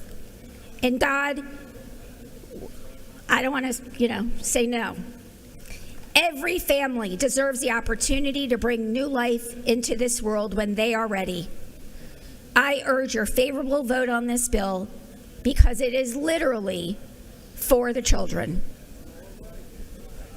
Thank you, Mr. Speaker. I yield the well. Thank you, Representative Pennies. Thank you for your work on the bill, and we certainly continue to say a prayer for your daughter, and we know that'll work out fine. Representative Park Cannon is recognized to speak to the bill. The lady has up to 7 minutes. Thank you, Mr. Speaker. Thank you, members. Today I rise in support of this bill. I wanted to just speak about the impact that in vitro fertilization procedures have on the LGBTQ community, and I want to thank those who are here today to stand in support of the LGBTQ community. You see, as we decide to grow our families, many times it's important that we have access to either intrauterine insemination or to in vitro fertilization, and that really depends on the way in which we're family making. So I'm going to give you some information on this that maybe if you weren't a doula or you didn't have to go through these procedures, you might not know. So ultimately, if there is somebody who wants to have a biological connection to their child and they are of the same sex, both female, then one of those individuals would be able to use their egg and to gestate it, or they would be able to actually have an egg fertilized and then implanted in them, and that would create that biological connection. And then say that person wanted to have still that biological connection on their side, they could have a family member donate sperm, and so you would have the non-gestational partner and then the gestational partner both biologically connected. Or of course you could just have that person who's gestating with somebody else's egg and with somebody else's sperm. So this piece of legislation, I'm in support of it because it's really just the tip of this conversation. It really just starts. There are states that have a more codified, more defined right to IVF. I do think that the lines 22 and 23 could be a little bit more specific about the preservation for future use. I think that we really just need to make sure that we can understand whether or not, if we have a personhood law, which essentially we do, and there are measures out here that could possibly move on that. We're trying to understand, would it be legal for somebody to discard the embryos that are not used? And so I'm hopeful that as we work on this bill, we can continue to make it bipartisan and to add the parts of it that are necessary. Additionally, we could mirror more closely the federal right to protect IVF care, of which there are other legislative measures members this legislative session that actually do that. And hopefully for, I guess, legislators in this room, this is a moment for us to come together and to see families in real time as they try to family make in many different ways. I personally have been in the delivery room with families who got through IVF, and ultimately, in talking with one of my clients about this piece of legislation, what she wants people to understand is how intense the process really is. There's so many tests that you have to go through. Many times you have to inject yourself with hormones for a long period of time, even before you get to the process of, the eggs. And, as you get through that pregnancy, you get to labor and delivery, a lot of times folks actually are recommended to induce early because they want to ensure that the baby is able to be delivered before the placenta starts to detach, which a lot of times in IVF situations, the body is being pushed into doing something. And so as it gets closer towards 37 weeks or 38 weeks, they then too kind of push towards labor and delivery. So I would urge you to vote yes. Thank you, Mr. Speaker. I yield the well. Ladies, yielded well. Thank you for your comments. Chair Lady Silcox is recognized to speak to the bill. You have up to 7 minutes. Thank you, Mr. Speaker. I, too, rise today to thank Representative Franklin and his family for being here and for bringing this bill. I think it is critical that legally we protect this right in Georgia and as a part of our law. I will say that I've had many colleagues that I practice law with that delayed having children. They wanted to become partners before they had an extended family. And so I think this is an important measure for many professional women in Georgia. I also want to thank Dr. Andy Toledo and Dr. Dorothy Mitchell, who are pioneers in our state and outstanding physicians that have really paved the way for IVF in Georgia. Again, I thank you so much for your support and consideration of this bill. I think it will bring comfort and assurance to many people who are unable to have children naturally but still want to have a family. So thank you so much. I yield the well, Mr. Speaker. The lady has yielded the well. We have no further speakers on House Bill 428. Is there any objection to the previous question being ordered? Hearing none, the previous question is ordered.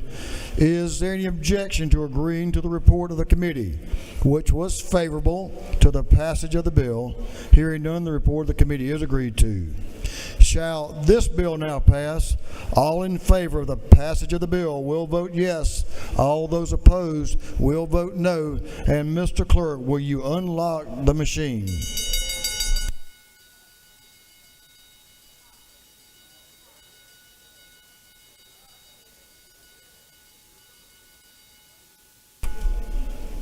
Have all members voted? For what purpose does Representative Hilton rise? Parliamentary inquiry. State your inquiry. Mr. Speaker, is it not true this body last year passed House Resolution 1719, and by passing this legislation, we are once again reaffirming this body's commitment to making Georgia the best place to live, work, and raise a family by ensuring access to IVF healthcare options here in Georgia. I think the gentleman knows of what he speaks because I believe he sponsored that resolution. Thank you, Mr. Speaker. Yes, sir. Thank you for your work. For what purpose does Representative Ford rise? Parliamentary inquiry. State your inquiry. Is it not true that 13.5% of the women in the United States suffer with infertility? And without science, and more specifically IVF, women like me would not have the opportunity to have children, like my daughter who will be 17 this week. I know the lady knows of what she speaks, and she's a wonderful mother and a great representative as well, too. Good question. Thank you. For what purpose does Representative Seabaugh rise? Parliamentary inquiry. State your inquiry. Is it not true that for many families in Georgia, like Rep. Franklin and my friends Brent and Carla Brown, IVF is the only path to parenthood? I'm sure the gentleman knows what he speaks, and I can tell you I agree with you. For what purpose does Representative Donna Tucci rise? parliamentary inquiry. State your inquiry. Mr. Speaker, is it not true that by passing HB 428, we are reinforcing Georgia's commitment to policies that promote strong, stable families and the well-being of future generations? And this also provided me with 2 of my children. Well, bless you. Thank you for being a great mother and a great representative as well. So thank you for the question. I'm sure the lady absolutely knows what she speaks. All right, let's see what we're going to do with it.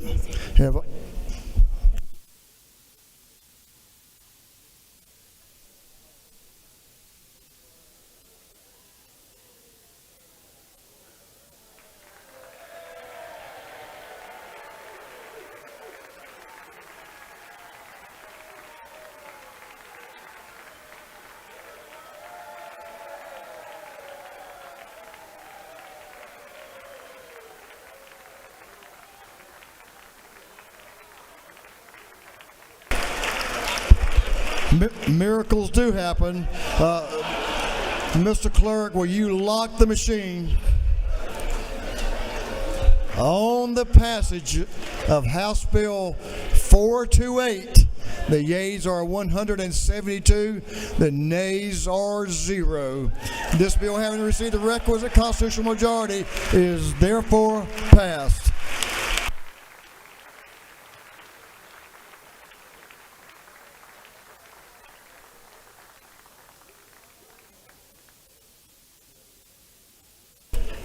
Thank you, House.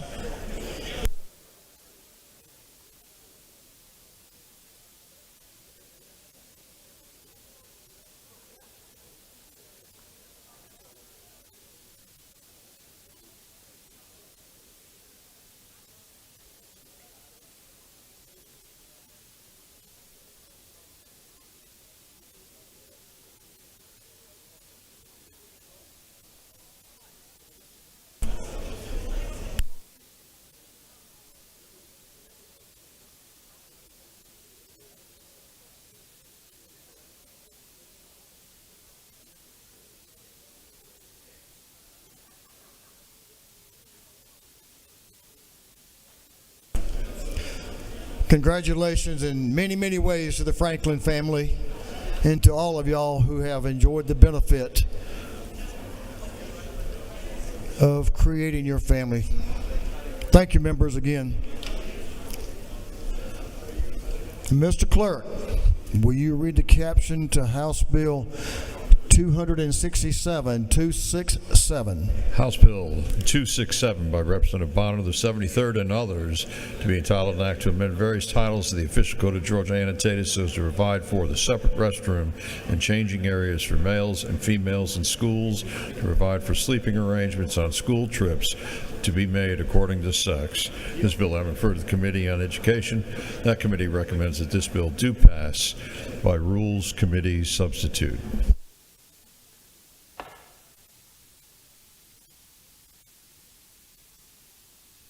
Thank you, members. Representative Bonner, Chairman Bonner is recognized to present House Bill 267. Chairman Bonner. Thank you, Mr. Speaker, colleagues. I certainly hope we can continue that bipartisan support from the last bill. Thank you, Mr. Speaker. Today I rise to present House Bill 267, the Riley-Gaines Act. Equal opportunity and fairness are the cornerstones of athletic competition. We divide our sports by divisions, age brackets, and weight classes for a reason. College sports are for college athletes, professional sports are for pro athletes, and female sports should be for female athletes. The whole reason sex-based sports categories exist is to ensure fairness in competition by accounting for physiological differences, which enables sports to reward genuine merit and excellence. Female athletes deserve fair competition, and that means the chance to maintain women's divisions distinct from men's categories. House Bill 267 is a common sense bill that recognizes the biological differences between male and female. Men generally have higher cardiovascular capacity, greater bone density, and more muscle mass. These advantages are undeniable. Allowing biological males to compete against biological females creates significant harm and undermines the intent and success of Title IX, established in the 1970s. Prior to Title IX, only 1 in 27 girls played sports. Today, that number is 2 out of every 5. Studies prove that girls involved in athletics tend to do better in school, have more confidence, attend college at a higher rate, and land higher paying jobs than their peers. We owe it to our daughters and granddaughters to protect their ability to compete on a level playing field and achieve success. House Bill 267 provides that opportunity by protecting female spaces, athletic teams, and removing ambiguity in our legal code. In Part 2 of the bill, it requires separate restrooms and changing areas during athletic events for males and females. In the event a student is not comfortable in one or the other, there must be a reasonable accommodation made to include use of a single occupancy facility. Exceptions are made for custodial, maintenance, inspections, emergencies, parents with a minor child, and authorized coaches and athletic trainers. These requirements also apply to overnight trips associated with athletic events. Enforcement is also covered in this section. For our K through 12 portion, enforcement is through the Professional Standards Commission, and then additional protections include a cause of action against the school or the post-secondary institution in the event of harm. The second area of protection is athletic events, found in Part 3. The bill requires the designation of teams and events to be male, female, or co-ed, and prohibits biological male participation in female sports, taking any female roster spots or scholarships. It does not prohibit, however, males practicing or training with female teams. The third area of protection is found in the remainder of the bill, where we address updates to various code sections that reference gender and replaces that word with the word sex. This will ensure clarity in state code and allow a more detailed and accurate collection of data across state agencies. These common sense measures seek to codify in part what has been in place by rule within the Georgia High School Association since 2022 and the Board of Regents resolution to the NCAA in 2024. That, Mr. Speaker, is the context of the bill, and I would stand ready to answer any questions that there may be, and I know there's some other folks that want to speak to the bill. There are. You have some questions. You say you'll yield? Yes, sir. So we'll recognize Representative Berry for a question. Representative Berry is to your left. Thank you, Mr. Speaker. Does the gentleman yield? I do. I want to direct your attention to line 97 of the substitute.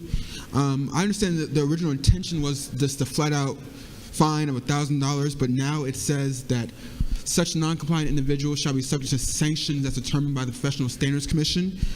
That language is concerning to me. It leaves open a question of teacher certifications.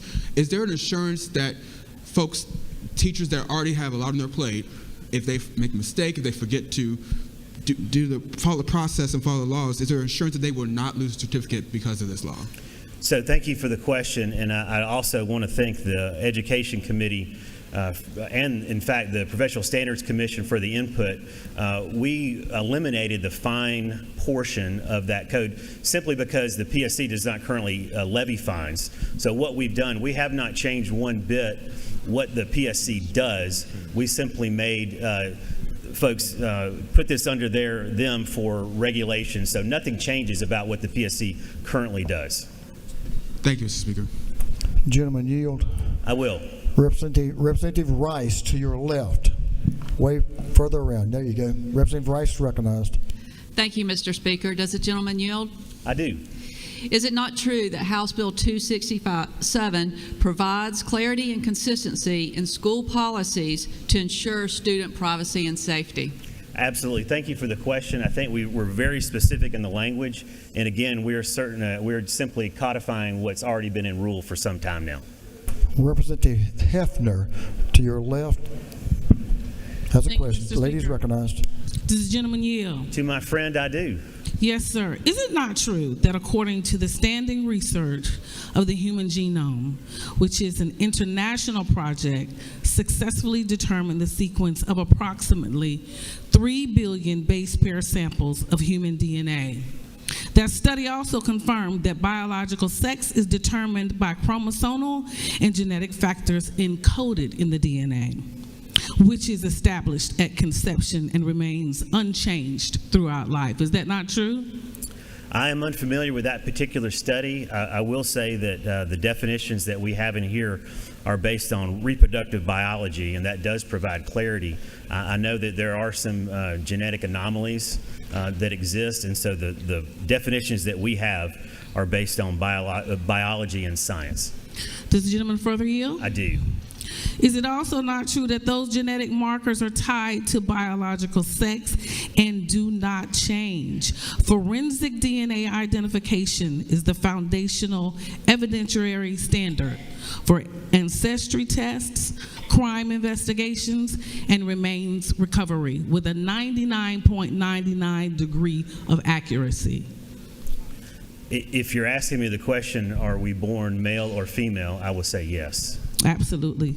And one more time, sir, please. Yes, ma'am. Finally, is it not true that according to the science of this research, genetic variations influence physical characteristics such as muscle mass, fat determination, physical structure, and the capacity to train and compete?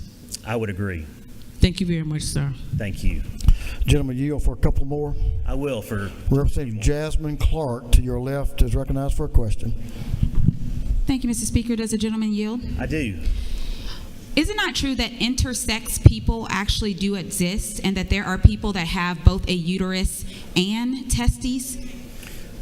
Thank you for the question. You are correct, and those individuals are covered under the Americans with Disabilities Act that does exist in this legislation. So nothing changes about the protections that they have. So does the gentleman further yield? I do. Could you expound on how an individual that has both a uterus and testes, or a person who might have XY chromosomes but actually presents with a vagina and a uterus and breast, or a person who might have XX chromosomes but actually present with testes and a penis, can you explain to me where they fit? What sport do they get to play? Do they get to play with girls or do they get to play with boys? So I think we can both agree that that is a very rare occurrence, correct? And so not as rare as we thought. Well, I think we both can agree that it is rare. However, how rare it is, but it is a very rare occurrence. Ultimately, there would be a decision made based on medical evidence, medical data, the birth certificate that's issued, as well as the schools. The forms the schools require. At some point, a decision can be made by the school as to what sex that individual is. And again, they have all of the current protections that they have under the Americans with Disabilities Act. That does not change. So nothing for them changes in this legislation. Mr. Gentleman, yield for just one final question. I will. So our birth certificates, on there, it puts whether we are male or female. But oftentimes, genetic disorders, such as the ones that I just described earlier, do not manifest until a person goes through puberty. So it is very possible that the sex on their birth certificate, it is very possible for you to find out that, in fact, when you turn 13 or 14 or 15 and you never have a menstrual cycle, or when a male does not, his testes does not drop per usual and his voice does not change, it is very possible to find out then. So then that means you would have years upon years of, quote, data that says that you are one sex when you don't find out until you're a teenager that, in fact, that is not true. How would those people be able to compete in sports? So I would refer you it appears in two sections. I'll refer you to lines 265. It talks about, above that talks about the birth certificate issue, but then it establishes the fact that it says this subsection shall not prohibit reliance on medical records or other standard school medical procedures for such verification. So it does allow for something in addition to a birth certificate if that manifests itself at a later date. Thank you for answering the questions. Thank you. Couple more questions. Representative Chairman Irwin to your right is recognized for a question. Thank you, Mr. Speaker. Does the chairman yield? I do. Is it not true this bill protects fairness in girls' athletics by ensuring that competition remains based on biological distinctions? Absolutely. Thank you for the question. That is all that we're seeking, is a very common sense solution so that males play against males, females against females. Thank you for working so well with the committee on your bill. Thank you, Mr. Chairman. I have one more question, Mr. Speaker. Representative Hong, to your right, is recognized for a question. Thank you, Mr. Speaker. Chairman, do you yield? I do. Title IX was enacted over 50 years ago, and females have participated in athletics significantly, which is a good thing. Does this bill impact women and the protection afforded under Title IX? Thank you for the question. I would submit that it strengthens that protection under the original intent of Title IX to allow women to participate in sports in greater measures and get those protections so that they can succeed. Thank you, Mr. Speaker. I know there's others that want to speak to the bill, so at this time I'll yield the well. The gentleman has yielded the well.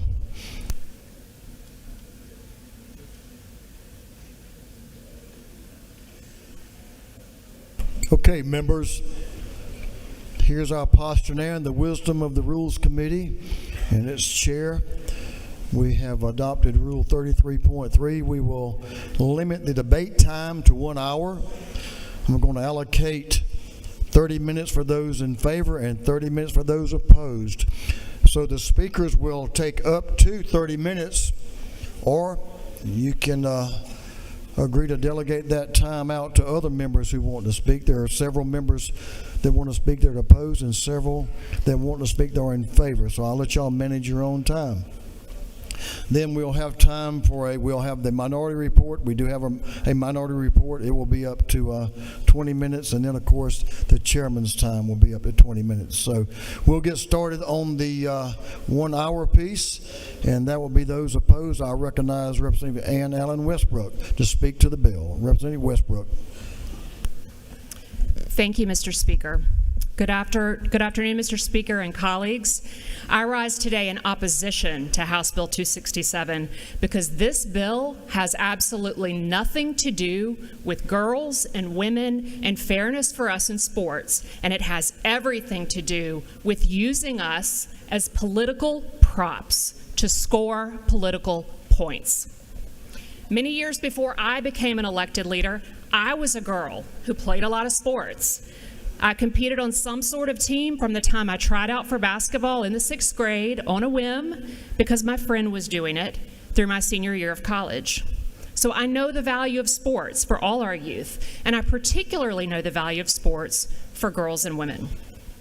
And I have been listening for weeks now to men talking endlessly, loudly, in the well, in the press, in committee, about girls and sports and women. Men telling girls and women that y'all have helpfully diagnosed the problem for us, and now you're going to swoop in and fix it. With all due respect, girls and women don't need men speaking for us. We do that for ourselves. Which brings me to this bill, which again has nothing to do with the issues standing in the way of fairness for us in sports. If it did, it would address real issues, not made-up ones. HB 267 covers a broad population of athletes, from kindergartners who play for fun and recreation and social development, to elite athletes who play for titles and endorsements and money. HB 267 broad brushes all of these athletes in one bill. For the youngest children covered by this bill, the real issues would include underinvestment in girls' programming and lack of institutional support. There are House and Senate bills that have been filed this session to address those issues. But y'all weren't interested in those bills. You didn't speak up for those bills in the well, did you? You didn't move those bills in committee. At the elite level, support for women's sports would include supporting the fight for pay equity.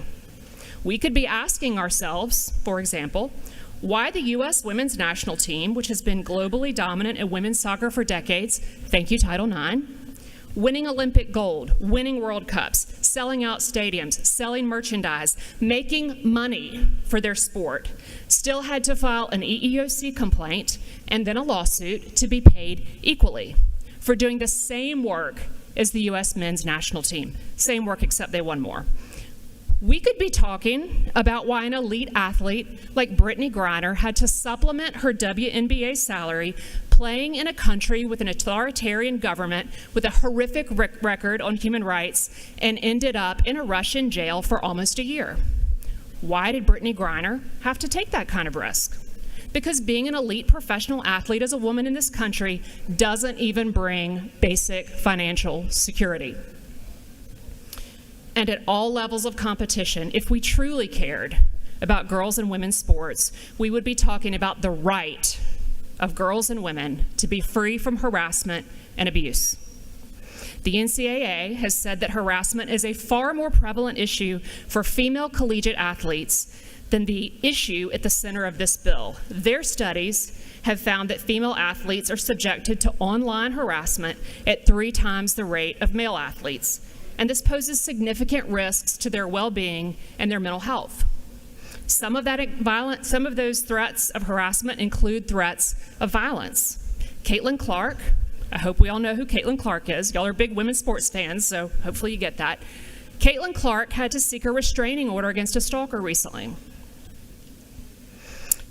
If this body truly cared about the physical safety of girls in sports, we wouldn't need an out-of-state Instagram influencer to be the namesake of our bill. The bill could be named for Jane Doe of Effingham County, Georgia. We do not know her real name because as a sexual abuse survivor, her identity is protected.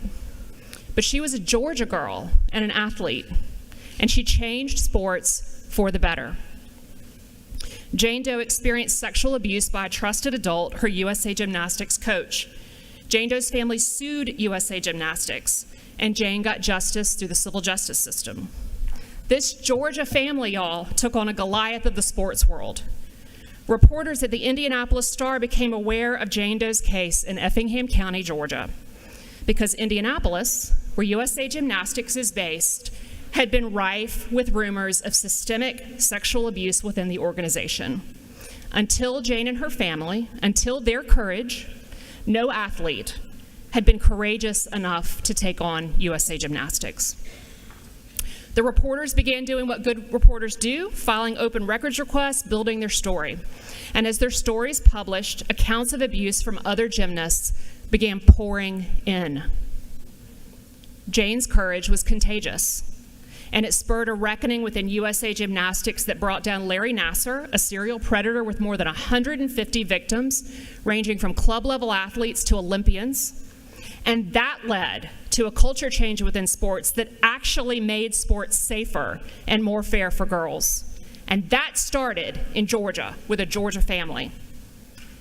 So my question, where were y'all then?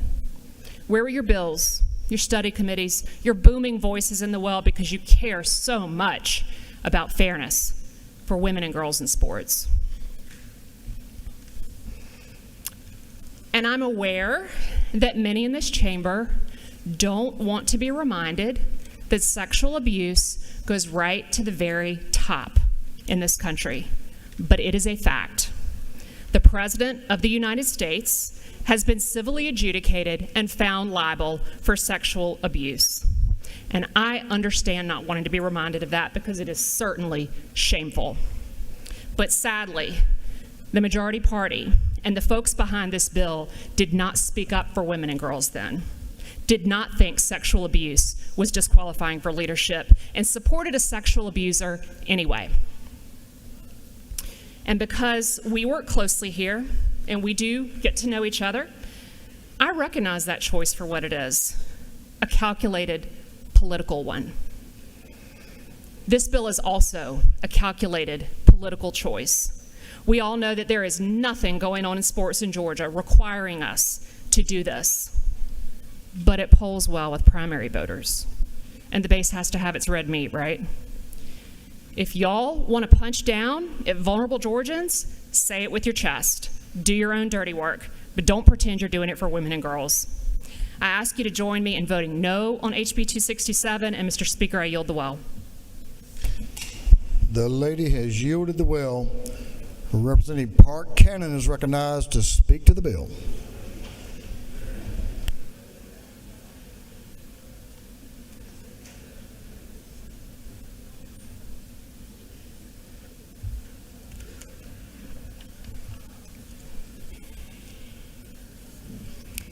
Thank you, Mr. Speaker. Thank you, members. I rise today in opposition of this measure, and I'm here to be very clear on how this measure impacts the LGBTQIA2+ community. So I'm going to start with the terminology of the people impacted by this, because a lot of times folks will just get through the acronym real quick, and I'm going to slow it down today. L for lesbians, G for gay people, B for those who are bisexual, Q for queer individuals like myself, I for intersex individuals, A for asexual, P for polyamorous and pansexual, 2 for two-spirit, and T for what we're talking about today, transgender individuals. When you look at this set of alphabets, some of it is sexual orientation, some of it is gender identity, but none of it is sex. And today we're debating how we define sex in the state code. And I argue that we are misguided in how we are doing that.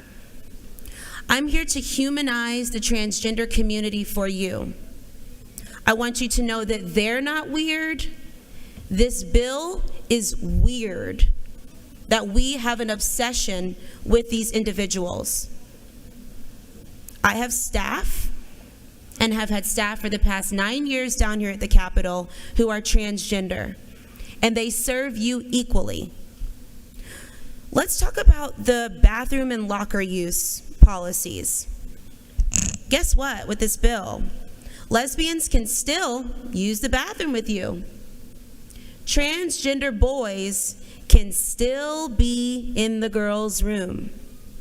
That means people who were assigned female at birth will now have to come back to the bathroom with women, despite already having testosterone, possibly more muscles. Why are you defeating the point that you are arguing? There's some lines in here that make the case for separate but equal. That's where we are? By mandating access to a single occupancy restroom for someone who is transgender? Like water fountains in the 60s? Has anyone ever taught preschool here? Diapering and toileting are not always by sex, not even by gender. It's by time and space in between tantrums and tears. If we pass this, are we next going to give grants to preschools to fix their bathrooms, when what they really need is help with curriculum that works and better pay?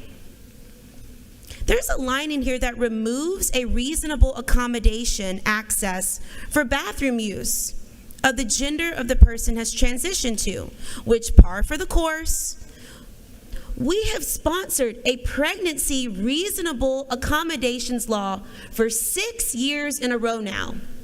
The federal government has even ruled on it with no movement. We can't get any bills because, again, it's women that we don't give reasonable accommodations to. This bill talks about overnight field trips, making sex-specific sleeping quarters with a cute little carve-out for if you're in the same family. Again, this will do the opposite of what you are trying to do. Trans boys will be back with cis girls.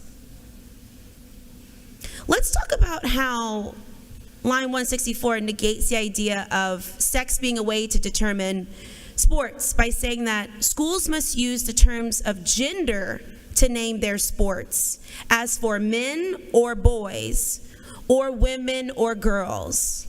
Again, that's not sex, that's gender.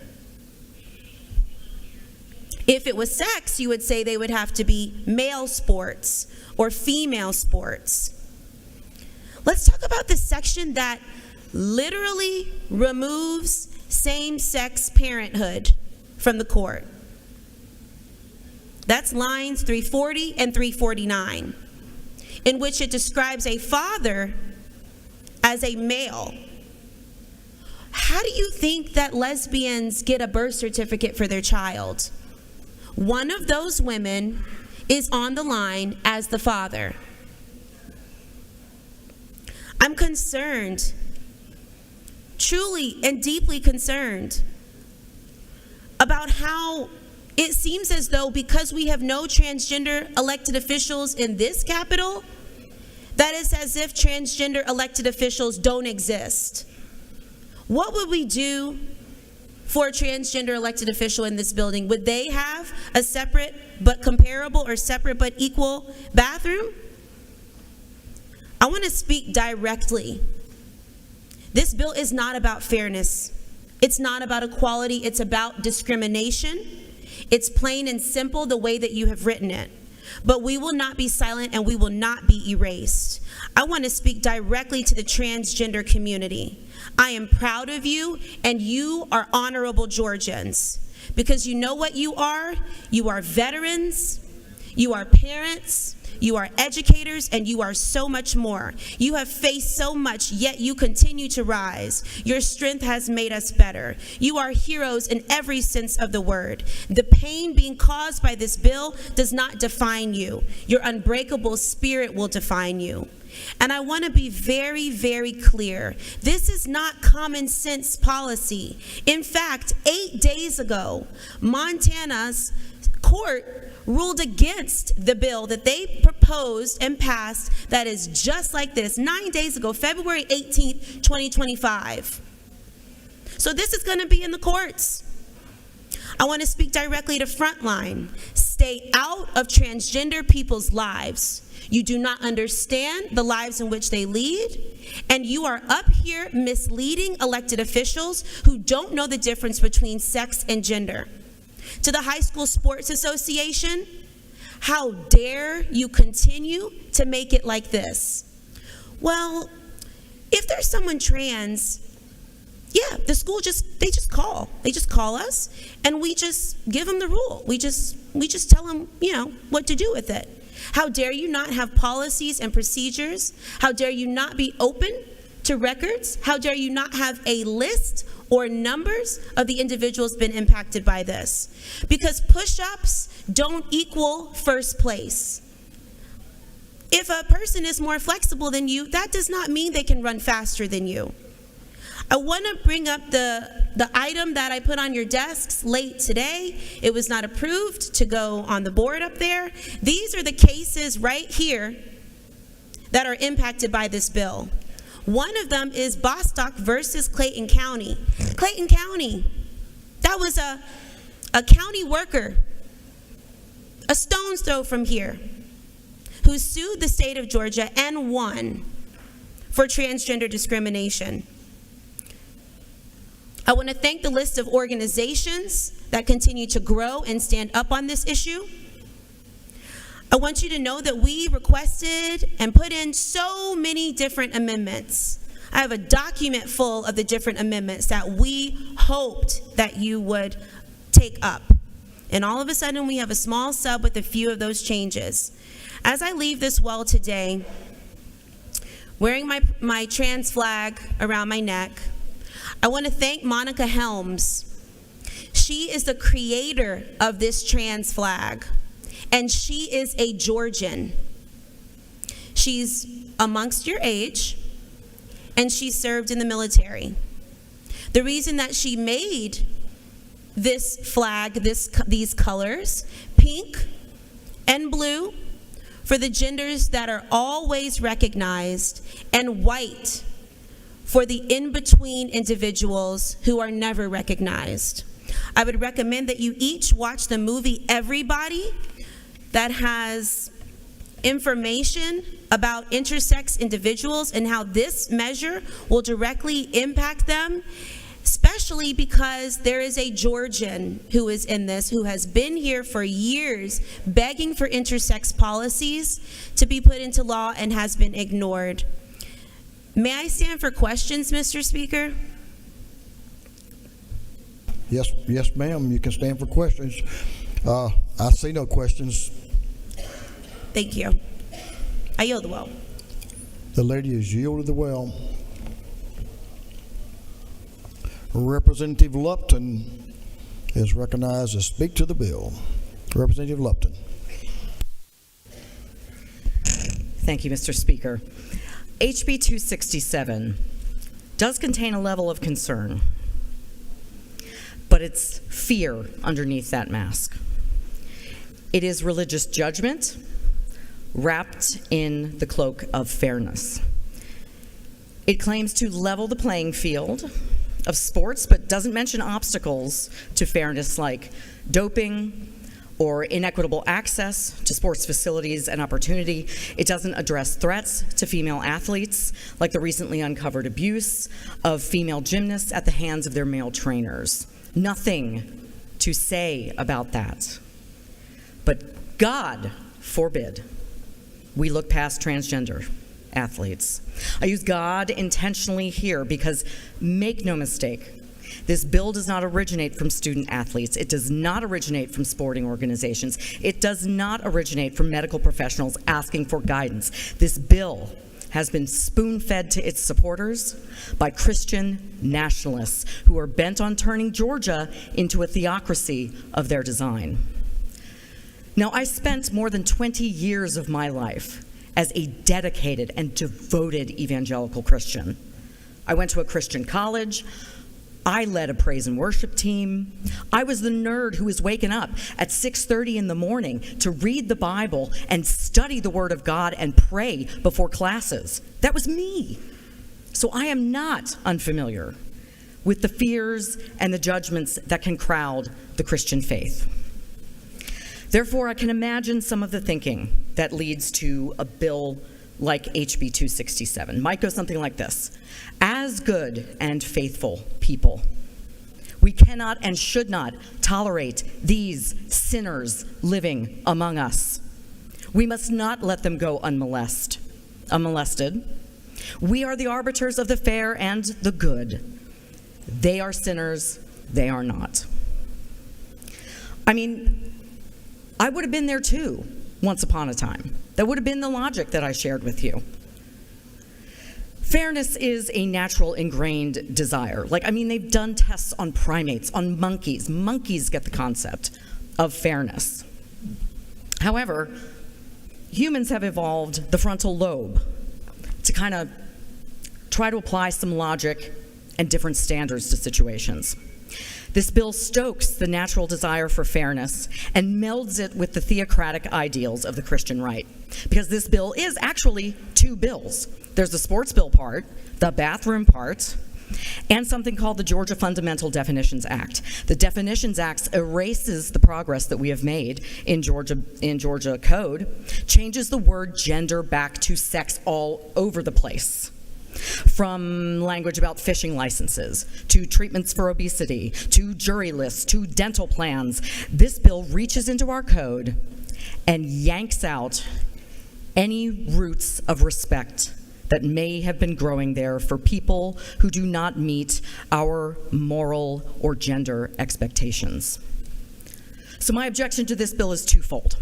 One, if fairness and protection of women are the serious goals of this legislation, I think there are more impactful ways to address these issues. I'm going to quote Erica Sullivan, who is an Olympic silver medalist in the 1,500-meter swim. She won her award in Tokyo. She was one of over 300 NCAA, Team USA, and Olympic swimmers who signed an open letter in support of transgender and non-binary swimmers. She said, "Many of those who oppose transgender athletes claim to be protecting women's sports. As a woman in sports, I can tell you that I know what the real threats to women's sports are: sexual abuse and harassment, unequal pay and resources, and a lack of women in leadership. Transgender girls and women are nowhere on that list. So perhaps, if fairness is what we're aiming for, we can expect bills in the future equalizing women's pay, protecting them against sexual assault from their trainers and coaches? Okay. My second objection to HB 267 is the latent religiosity that's baked into its premise. The authors of this bill don't think of it as bigotry, they think of it as righteousness. The old me understands that. I get it. However, this bill does not imagine a life for transgender people beyond their religious judgment. A home or a school or a team where that person is simply accepted and embraced. This bill makes sense if you believe that transgender people don't have the right to exist, that they are first and only a threat and a sin to be blotted out. As I pointed out in committee, I don't think HB 267 meets the biblical standard of loving your neighbor as yourself. I bring it back to this because this legislation is brought to us by those seeking to, and I quote, raise a biblical standard in Georgia. Here's another biblical standard for you. The last shall be first, and the first shall be last. Now, is that fair? Thank you, Mr. Speaker. I yield the well. Representative has yielded the well. Representative Monty Barnes is recognized to speak to the bill. Representative Barnes.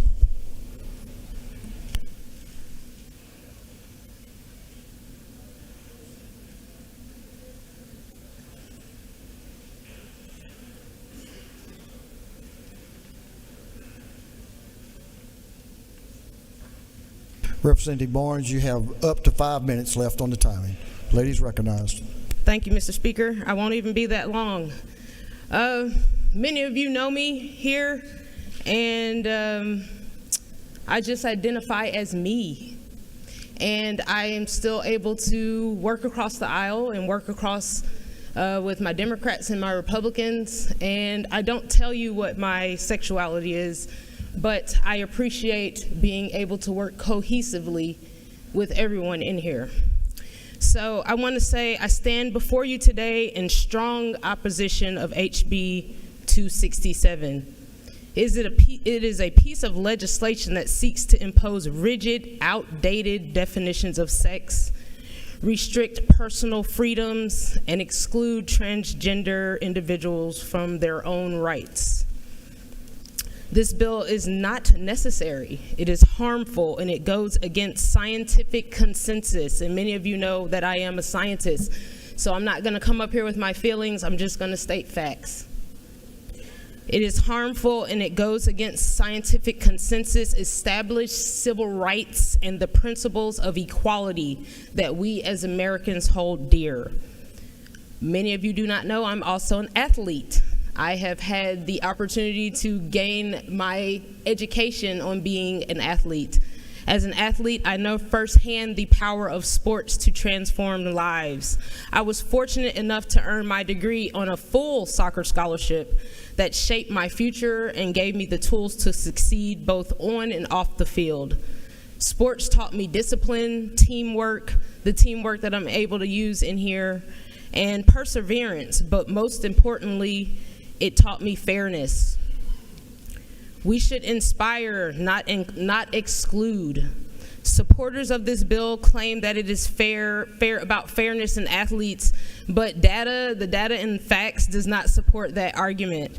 Over 20 states allow transgender athletes to compete, and nobody's won. No transgender has won. No transgender has beat anybody in anything. And so what are we even up here for? It's 20 years since the Olympics let transgenders compete, and not one single trans athlete has won one single medal. What are we in here fighting for, guys? House Bill 267 is not about fairness or privacy or protection. It's about discrimination disguised as policy. It ignores science. It targets vulnerable students. It's wasting our taxpayer money. This fight is wasting the money. It undermines civil rights. We should be focusing on real educational challenges like feeding our children, not passing laws that foster division and exclusion. I respect your thoughts and your beliefs on this issue, but let's focus on the facts. There's not our feelings. Thank you, Mr. Speaker. I yield the will. The lady has yielded the will. That concludes those members speaking in opposed to the bill.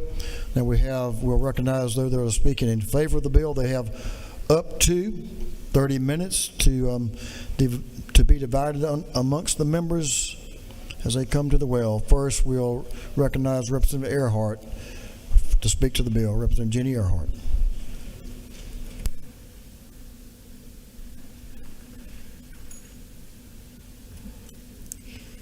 Thank you, Mr. Speaker. Members, no doubt this is a heated topic. I certainly have been reflecting on some things that my colleagues have mentioned this morning, and I'd just like to mention a few of them. One being the comment that, the audacity of men to get up here and speak for women. And by no means am I trying to take the podium away or the mic ever away from a woman, but to say that they can't speak for us, I think, is at best disingenuous, given that every man in this room likely knows and loves a woman in his life. They all had mothers. Many of them have daughters, sisters, nieces. Certainly when they see an issue that can affect those that they love, they have a right to stand up, and they should stand up and be heard. But if for some reason you believe that men speaking on this issue is somehow not credentialed enough, then let me stand in the gap and speak for the women that I know and love. In regards to my colleague on the other side that referenced this bill as weird, I found that assertion particularly comical, given that the weirdest thing I've seen in the past 10 years is 6'1" Leah Thomas standing on a podium next to Riley Gaines after having robbed her from an NCAA Division I freestyle championship medal. And to my other colleagues' assertion that we are trying to blot out trans women, let me reassure you, no, that's not what we're trying to do. We're just trying to keep biological males from slide tackling our daughters on the soccer field. A while back, a popular feminist magazine published a list of some of the most damaging societal lies that have been told to women in the past 50 years or more. See if you recognize any of them. Number 1, women are not good at science or math. Now, this damaging myth led to a serious gender gap when it comes to women who choose careers in science and technology. How about this lie? Rape is your fault. In the past, all too often, women were told that if bad things like assault or harassment happened to them, they must have done something wrong. Maybe it was their choice of clothing or the number of drinks they consumed. Here's another lie. You can't be a good mother and have a successful career. One or the other is going to suffer, and when it does, that'll probably be your fault, ladies.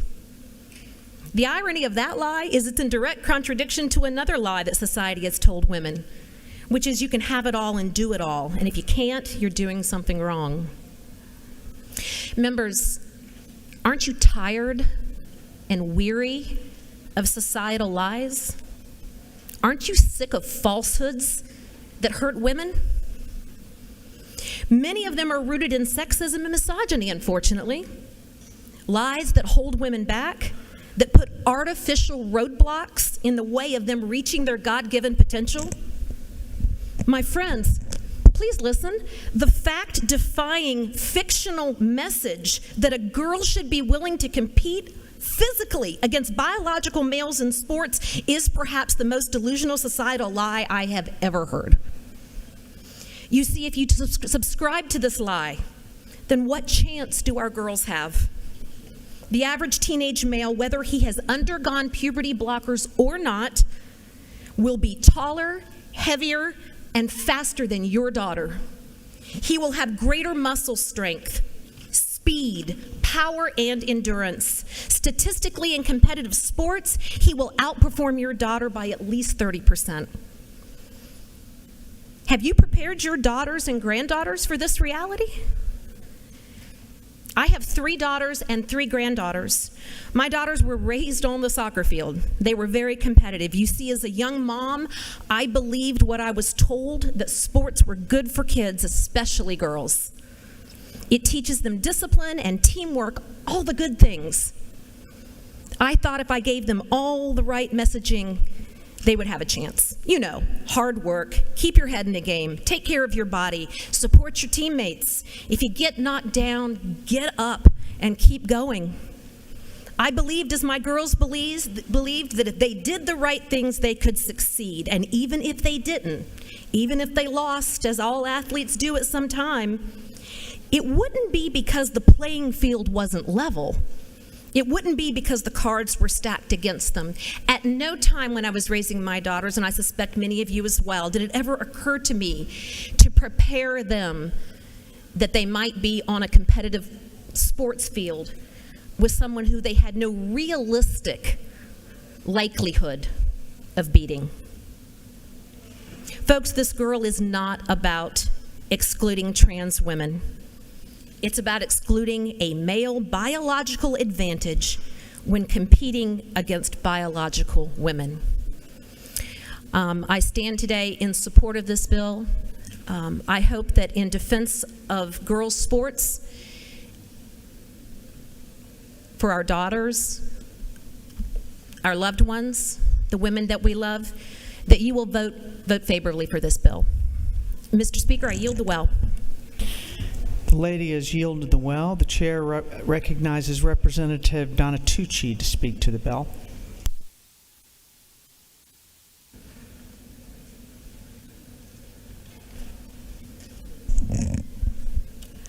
Madam Speaker, members of the House, I rise today in support of House Bill 267, legislation that upholds fairness, safety, and privacy in our state's educational institutions. The Riley-Gaines Act ensures that school restroom, locker room, and overnight accommodation policies respect the biological distinctions between male and female students. This bill is not about exclusion. It is about protecting the rights and privacy of all students. For generations, schools have maintained sex-specific spaces to promote safety, dignity, and fairness. HB 267 ensures that these policies remain clear and consistent, giving parents and students confidence in the safeguards provided by their schools. Furthermore, this bill aligns with the principles of fairness in athletics. We recognize the importance of competitive integrity, ensuring that student athletes have a level playing field where biological differences do not undermine opportunities for fair competition. Madam Speaker, HB 267 is about common sense and protecting student rights. It is a responsible, reasonable measure to ensure that our educational institutions continue to provide safe, fair environments for all students. I urge my colleagues to support this bill and uphold the standards that serve Georgia's students best. Thank you, Madam Speaker. I yield the well. The lady has yielded the well. The chair recognizes Representative Cox to speak to the bill.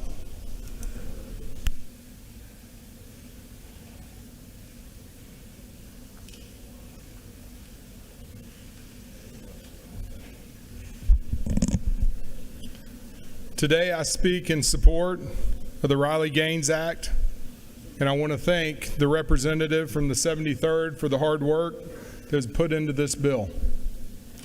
I've heard a few comments here about being a male, not being able to speak on this event and on this bill, but as a biological male that is mentioned in the bill, I find a need to speak from a biological male perspective. One individual spoke here and said that women and girls need better pay and less bullying. I agree, as a biological male, that that's a true statement. If you allow me or my sons or my grandsons to participate in biological girl sports, they will, in fact, take funding away that will pad their pocket and not the biological women that so rightfully deserve that pay. It was mentioned as well as a Judeo-Christian on what God's perspective is. I will tell you this. That's not my responsibility to decide the heart and soul of each person in this room. I'll leave that job to God Almighty. Now, my grandmother, she participated in high school basketball in the 1920s.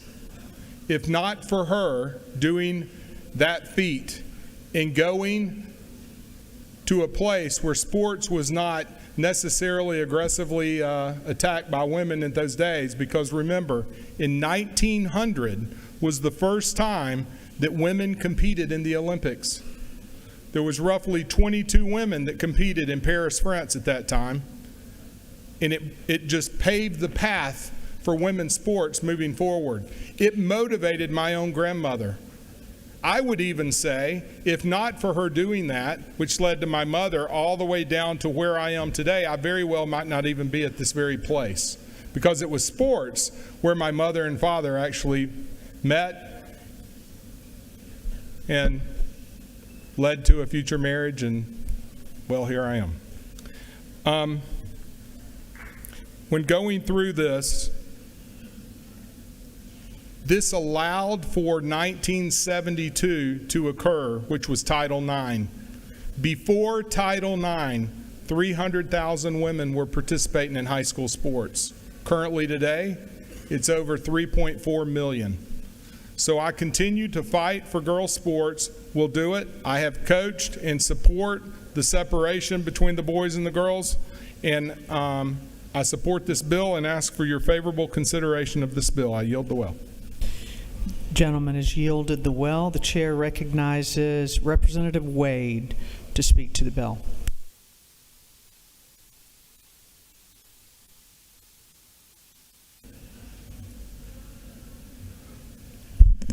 Thank you, Madam Speaker and colleagues. I rise in support of this bill. I appreciate Chairman Bonner and his leadership in carrying this, going through the committee process, thoughtfully listening to all sides of this issue. We had very good and healthy debate.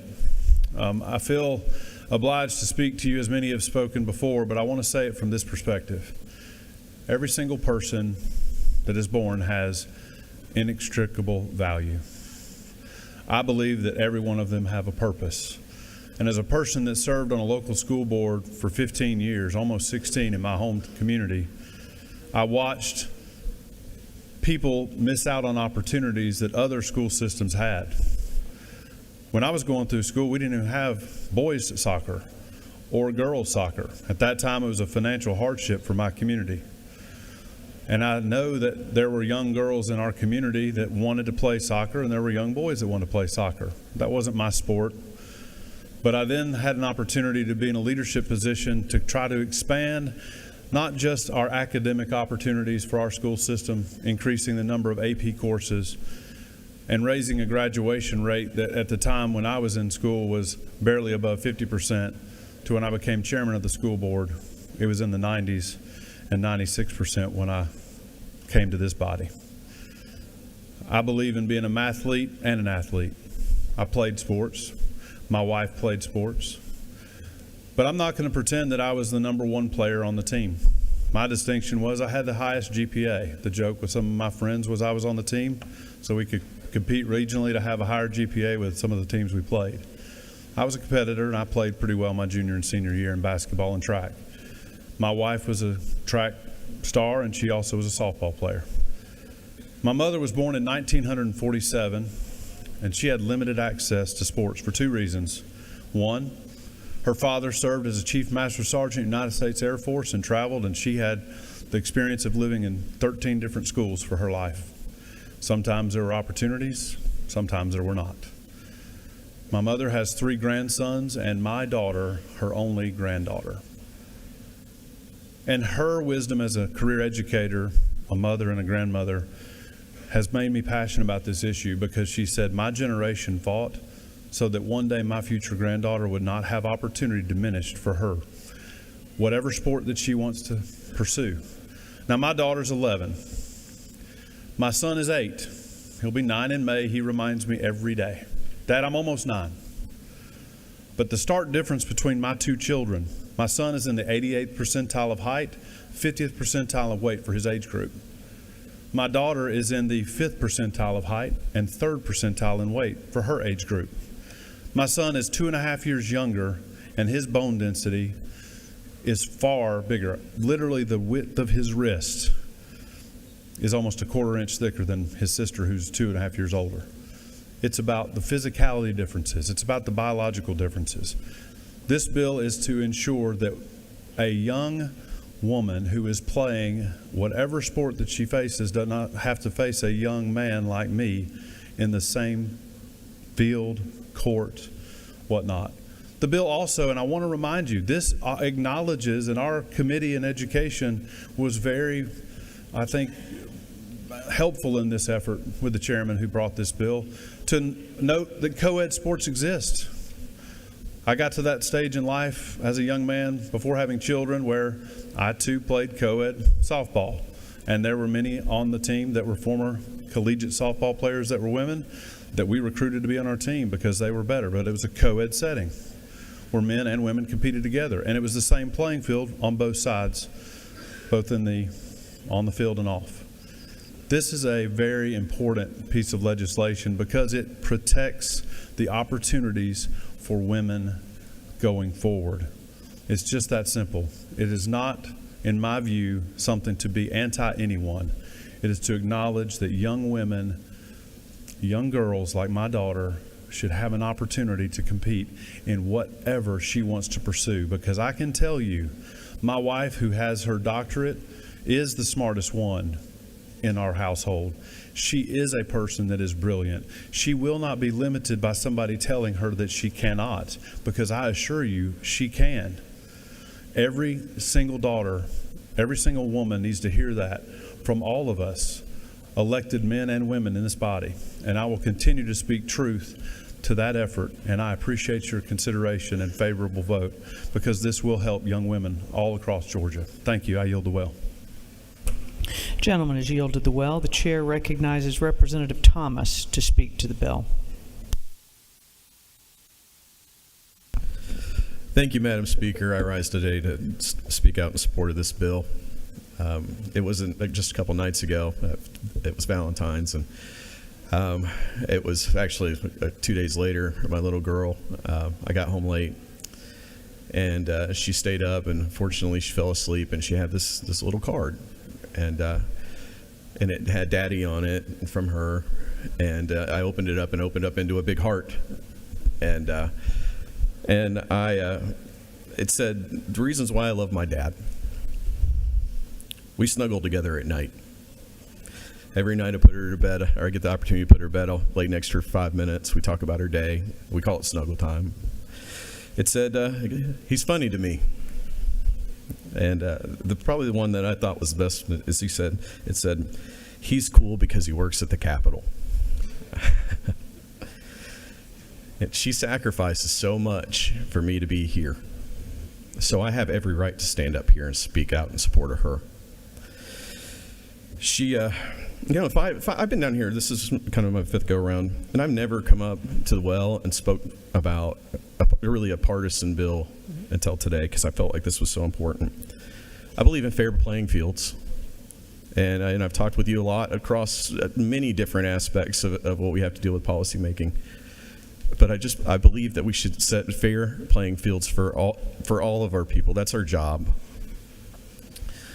I find it ironic that I listen to the opponents of this bill and the progressive left. They're fine with quoting or misquoting science when it comes to certain issues such as global warming or other issues that they talk about, but they seem to turn a blind eye to the simple fact that there is genetic differences between boys and girls, and that's inalienable, and it is not changeable. You cannot change it. No chemical, no hormone, no surgery is ever going to change your genetic makeup, ever. There's been a lot of people that have talked about that. I'm not going to go into detail about it, but I also talk about progressive left. And in this conversation we always have about safe spaces. My daughter deserves a safe space. She deserves it. She deserves a safe place to compete amongst her peers. She deserves a safe place to go to change and get ready to go for her sporting events and after sporting events. She deserves that. I've listened to a lot of things today, and I have to tell you all, one thing I've learned 5 years of being down here, and I've got a lot to learn still. But when it comes to stuff like this, look out, y'all. Straw man season has arrived. Because we're going to sit and have conversations about what this bill is about. This bill is about boys playing in girls' sports, unfair situations. That's what this bill is about. So you can sit and make up all this. You can say that somehow a boy playing in girls' sports, like it's on the Minority Report, I actually do read those things, that somehow that's going to change hate crimes. A boy playing in girls' sports is going to change a hate crime. Give me a break, y'all. Straw man. So that being said, my daughter, every girl in this state deserves the right to be able to play on a level playing field. And with that, I ask for your favorable consideration on this bill. Madam Speaker, I yield the well. Gentleman has yielded the well. The chair recognizes Chairman Hagan to speak to the bill.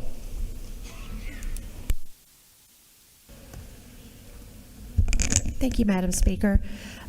Colleagues, I'm here to speak in favor of this measure that addresses fairness and safety in women's sports. Before I get to my prepared notes, I did want to echo some of the things that a previous speaker said about the notion that men speaking on this issue is somehow wrong. As the mother of two young men, I find that highly offensive to think that they should not speak up and defend the daughters or granddaughters that I hope that they will have one day. It is the right thing for a man to do to take up for his children and grandchildren. And yes, women should be speaking up for this issue too, which we are. But I just want to make it very clear that I support men on either side of this issue speaking to this issue. All right, so fairness and safety in women's sports is what we're talking about here. Fairness. There are biological differences between males and females. It exists. It can absolutely influence athletic performance, and it does. Studies have shown that even after a male receives hormone therapy, advantages in muscle mass and strength are retained over their female counterparts in many circumstances. In fact, a National Institute for Health Center for Biotechnology Information publication concluded that for men who have transitioned, even with testosterone suppression, quote, the data show that strength, lean body mass, muscle size, and bone density are only trivially affected. So when a female has worked in her sport, often for many, many years, it is not fair to her for a male to compete and negate that hard work. So let's move on to safety. When it comes to sports, safety is paramount, and we know this by looking at the inordinate amount of safety gear that children and adults wear when they are competing in their various sports.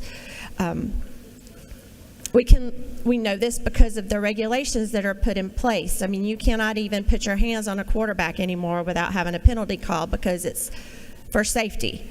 So to act like safety in women's sports is not an issue, it's just simply not being honest. There have been documented instances where female athletes have sustained serious injuries competing against males. It is indisputable. You can look it up. So, do I care about males who identify themselves as a woman? I certainly do. Do I care about opportunities for anyone wanting to compete in sports? I absolutely do. Do I care about the young people who I met standing outside of these doors on Sine Die last year who approached me about their concerns about a bill that we may have been taking up on a transgendered issue, and they shared with me that they are also concerned about men using this issue to gain access to women and children's spaces, and that they were concerned for their safety. I do care about them. But today I am most concerned about what is fair and safe and preserving of opportunities for women. This issue threatens opportunities for women to secure scholarships, to advance their athletic careers, or simply to be recognized for their hard work and their excellence in their sport. So, friends and colleagues, I am respectfully asking you to consider what is fair and right for women and vote yes on House Bill 267. I yield the well. Ladies yielded the well. That completes those speaking in favor of and opposed to the bill. Is there any objection to the previous question being ordered? This time we'll move on to the minority report. Up to 20 minutes for the minority report, and then we'll have the chairman's time, up to 20 minutes for the chairman's time. So 20 minutes for minority report. There's 3 speakers signed up, and I'll let y'all divvy up that time as you see fit. Representative Jasmine Clark is recognized to speak to the bill. Representative Clark. Thank you, Mr. Speaker. I'll be brief. I just wanted to come up and clarify some things from my exchange with the sponsor of the bill earlier during questioning. I mentioned that the problem with whittling things down to just male and female is that it's completely dismissive of intersex individuals. These people do exist, but the sponsor dismissed this as, quote, rare. But before we just write off our intersex constituents into oblivion as if they do not exist or they do not matter, let's look at the number. There are 10 NCAA trans athletes. There are, however, 60,000 babies born per year that are intersex or have disorders of sexual development. We are so busy trying to target certain people, but the scatter shot will touch many. Thank you, Mr. Speaker. The lady is yielded the well. Representative Drenner is recognized to speak to the bill. Representative Carla Drenner. Give the lady your attention, please. Thank you, Mr. Speaker. You know, I have always believed that God has a plan for my life. And today, as I reflect on 25 years of legislative service, I am reminded that this journey has been much more than just passing laws. It's been about standing up for what's right, advocating for those who need a voice, and fighting for equality, justice, and human dignity. As the OG, I didn't even know what that meant. I thought it was old girl, right? I know that's what I did. As the first openly gay state representative in our state and in the South, I have faced challenges and opposition, and yet I have never wavered in my commitment to fight against anti-gay legislation. There hasn't been one session in my 25 years without these battles. Not one session. But throughout it all, you know what? I've stood firm, knowing that the work that I do makes a difference for countless individuals in the LGBTQ plus community and beyond. I'm a proud mother of 4. I have 2 daughters and 2 sons. And my family deserves a safe place to live. The other day, I was dropping off my children, and I felt bad, right? It was winter break. and I said to my 6-year-olds, should I quit my job? My daughter said, absolutely. Absolutely. She was all for me coming and picking her up every day from school. And my son said, no, Mama, we need you to change the world. Now, that was a 6-year-old. I've always been an advocate for transgender rights, especially for our kids. And I'll continue to stand up for them just as I have always done in the face of adversity. That's why I'm standing here today. House Bill 267 is not a sports bill. It is a calculated, dangerous, deeply discriminatory piece of legislation that goes far beyond the realm of athletics. This bill is nothing less than an attempt to erase transgender Georgians from public life. And now, you know what? Since I have been doing this for so many years, I know that many of you are not listening to me, and that's fine. I am talking to you out there. I am talking to my communities. I am talking to my children so that they will know that their mother stood up for them. This bill is nothing less than an attempt to erase transgender Georgians from public life. As Anne Applebaum reminds us, history will judge the complicit. This moment, all across the country, calls for courage and conviction. It demands that we stand on the right side of history, not just as Democrats or Republicans, but as human beings. Transgendered individuals make up less than 1% of the population. They are not clamoring to dominate youth sports. This is a manufactured crisis by the most extreme factions of the Republican Party, designed not to solve real problems, but to divide our communities and distract from their lack of a real plan to govern. While Republicans focus on phantom threats, Georgia families are struggling with real challenges.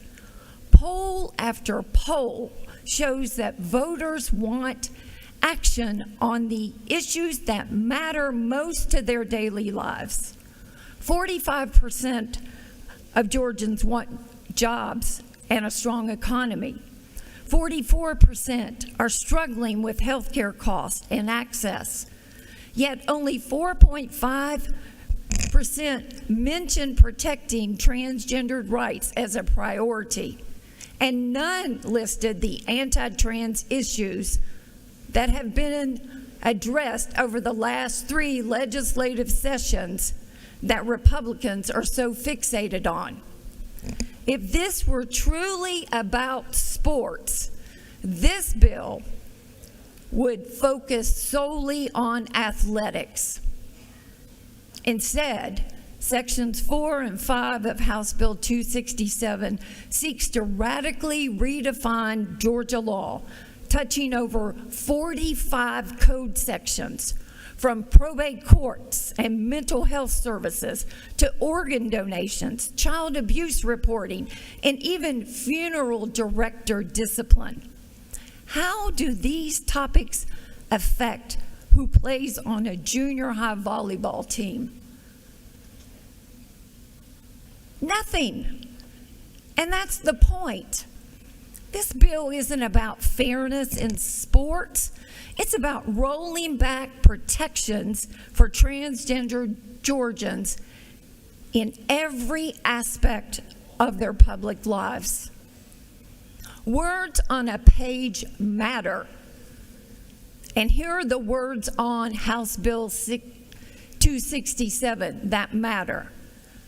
On lines 323 to 327, lines 515 to 516, lines 520 and lines 553 to 555, remove discrimination protections for trans Georgians. On lines 297 to 350, it defines motherhood and fatherhood so as to exclude transgendered parents from being recognized accurately by the state. On lines 317 to 322, introduces language that bans transgender people from using restrooms without clear guidance or consideration of the facts, or even delineating between public and private accommodations. Although gender was put back under the hate crimes protections in Section 5.2 of this bill, Section 5-1B clearly states that reports of crimes or discrimination will not recognize transgender Georgians as falling under those protections, lines 323 through lines 327. That's not all. This bill proposes countless changes that will not impact a single person voting on this bill today, but will have life-changing results for a sliver of the population who ask nothing from you but to be left alone.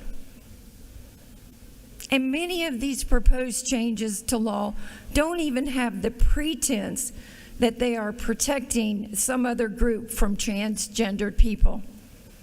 Think about who is safer when a transgender Georgians are not protected by a hate crime law.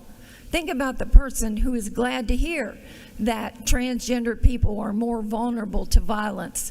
The person who is proud of the job being done here today. Imagine you are called slurs, taken behind a building, and raped. You are denied access to a rape crisis shelter, and are told that this targeted attack was not a hate crime because the hate crime against transgender people is deemed appropriate in the state of Georgia, thanks to House Bill 267, the transgendered sports bill. So if this bill is going to pass, and if you are going to say all of this falls under one legislative action, let's propose a more honest title for the bill. Let's call this the Erasure of Transgender Georgians Act today. Whew. Let me close with this. Maya Angelou said, "You may shoot me with your words, you may cut me with your eyes, you may kill me with your hatefulness, but like air, I'll rise." To all of you listening today, don't lose hope. Don't give up. We need you. Mr. Speaker, I ask for you to vote no, and I yield the will. Lady has yielded the will. The minority leader of this House, Representative Hughley, is recognized to speak to the bill. Representative Hughley. Thank you, Mr. Speaker. Ladies and gentlemen of the House, I rise to speak to this minority report on House Bill 267. Indeed, the very act of offering a minority report could not be better titled. You see, today's actions are intended to demonize and scapegoat a very minuscule minority of Georgians, a number so small as to be of zero impact on the lives of our 11 million citizens, a number so small as to be irrelevant in the scope of the lives of most Americans. Yes, these are children. I said children who are the subject of this legislation. The objective being a law that would question their humanity, segregate them from their classmates, and make them the object of ridicule at the direction of the state. House Bill 267 is intentionally vague, and it penalizes teachers for protecting their students and staff from defending the children in their care. It solves no problem. It serves no purpose. It is political theater. Yes, I said political theater. You know, the proponents of this bill, I'll give them credit. Because in the last election, you heard advertisement played time and time and time again. And just like in merchandising, sex sells, in politics, hate sells. And it sells very well. At a time when we should be talking about what's really happening to our children. At a time when we should be talking about 500,000 Georgians have lost their health care under the watch of the Kemp administration, including thousands of children who are not. We're not here to call for the immediate expansion of Medicaid and the aggressive re-enrollment of needy children in peach care. In a state when 1 in 5 children go hungry every day, where 23% of children in Georgia live in homes without enough food, we are not here to pass legislation to guarantee school lunches or to accept the summer EBT. At a time when the federal government is terminating thousands of Georgians, we're not here to discuss how we will secure employment for the neighbors and friends who have lost their jobs. We are not here to talk about how we protect veterans who are facing canceled services or inspectors who should be looking after our farmers from lawsuits. We are not here to discuss at a state who had one of the highest rates of COVID the fact that 10% of the CDC employees have been fired. Why are we not here to talk about saving lives and protecting our children from the violence or the scourge of hunger? We're not even here to talk about protecting our children from guns. Why? Because too many Georgia legislators are addicted to the profitability of hate, addicted to how many clicks they can get when they do mean things on social media. It is a well-known truth in politics that if we can make you afraid enough, we can promise to be your savior. And HB 267 is all about making Georgians afraid and saving them from the evils of empathy and the dangers of compassion and the peril of common sense. Yes, hate not only sells, it works because it riles up the passions and let folks pick sides. It fills seats, and when properly harnessed, hate wins elections, and that is what this is all about. Hate wins elections, and it always has. History will tell you that. Whether we're talking about the Nazis in Germany, the apartheid in South Africa, or segregation right here in America. It was in this very room where segregationists decided that people of color were not worthy. You see, I was born a colored girl. That's what my birth certificate said, colored girl. And when I was a child, what I wanted to do more than anything else was go to Farpels, the drive-in.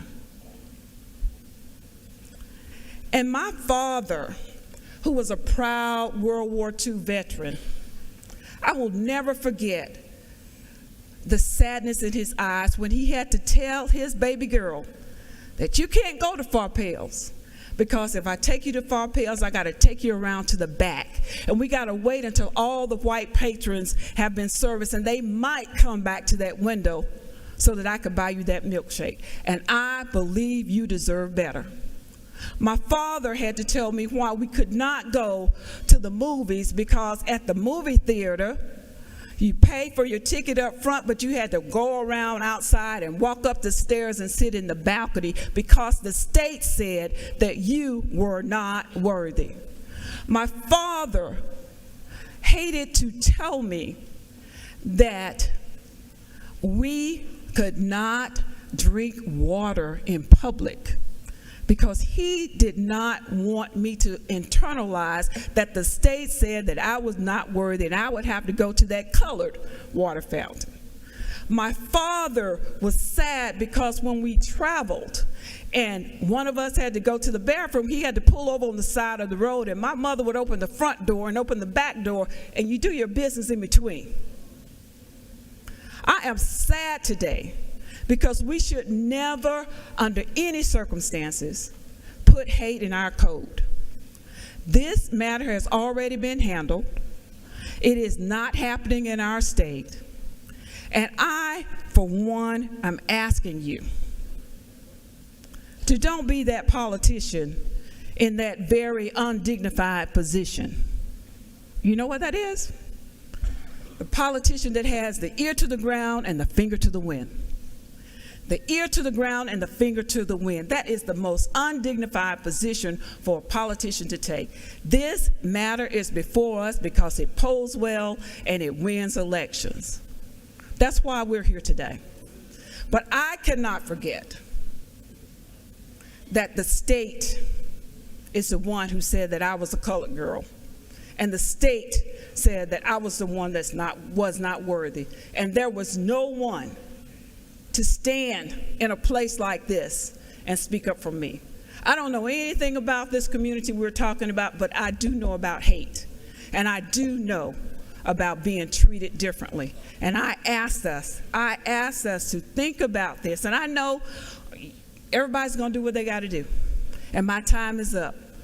But I tell you that we can do better for the people of this great state. And I know all of you, and I know your hearts, and I know none of you want to codify hate. I yield the well. The lady has yielded the well. That completes the minority report. We'll move on now to the chair's time. The chairman of our Education Committee, Chairman Irwin, has up to 20 minutes. The gentleman's recognized. Thank you, Mr. Speaker. And colleagues, I rise today in support of House Bill 267, the Riley Gaines Act, because it's a bill that upholds common sense, protects privacy, and ensures fairness in our schools. This legislation affirms a simple truth, one that has guided our society for generations, that biological sex is real and the distinctions based on sex are necessary in certain spaces for safety, privacy, and fairness. HB 267 does not introduce a radical new policy. Rather, it reinforces long-standing expectations regarding personal privacy in restrooms, locker rooms, and overnight accommodations. Our schools are entrusted with the safety and well-being of students, and part of the responsibility includes ensuring that intimate facilities remain spaces where students feel secure. When young people change for gym class, when they prepare for an athletic competition, or when they stay overnight on field trips, they should have confidence that these spaces are designated accordingly to their biological sex. Mr. Speaker, we must stand for clarity over confusion, for fairness over ideological pressure, and for fundamental right for every student to feel secure in spaces that were designed with privacy in mind. HB 267 is a measured, reasonable, and necessary response to growing concerns among parents, students, and educators alike. This bill is not about targeting anyone. Let me state that clearly. This bill is not about targeting anyone. I urge you, colleagues, to support this bill and uphold principles that have long guided our institutions. Mr. Speaker, thank you for the opportunity. Chairman, thank you for this bill. I ask colleagues, please join me in passing this bill. With that, I'll yield the well, Mr. Speaker. The gentleman has yielded the well. Mr. Clerk, I'm going to ask you to ring the bell so members will No to come back to the floor. We're ready to vote on this proposition.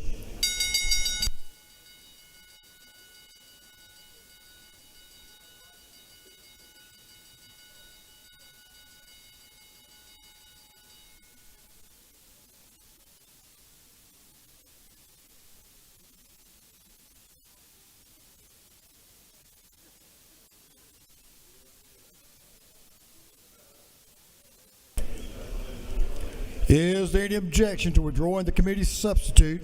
Hearing none, the committee's substitute is withdrawn. Is there any objection to adopting the substitute offered by the Committee on Rules? Hearing none, the Rules Committee substitute is adopted. Is there any objection to agreeing to the report of the committee, which was favorable to the passage of the bill? Hearing none, the report of the committee is agreed to. Shall this bill now pass? All in favor of the passage of the bill will vote yes. All those opposed will vote no. And Mr. Clerk, will you unlock the machine?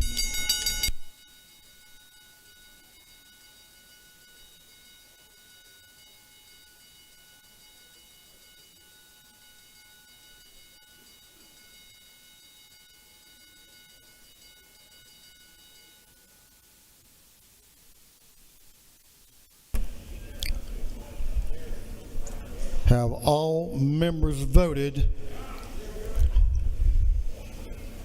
Pursuant to Rule 130.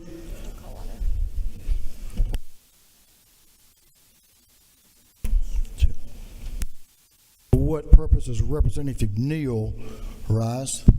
Mr. Speaker, I rise to invoke Rule 133 and request to be excused from this vote. Gentlelady has that right, and the journal will so reflect.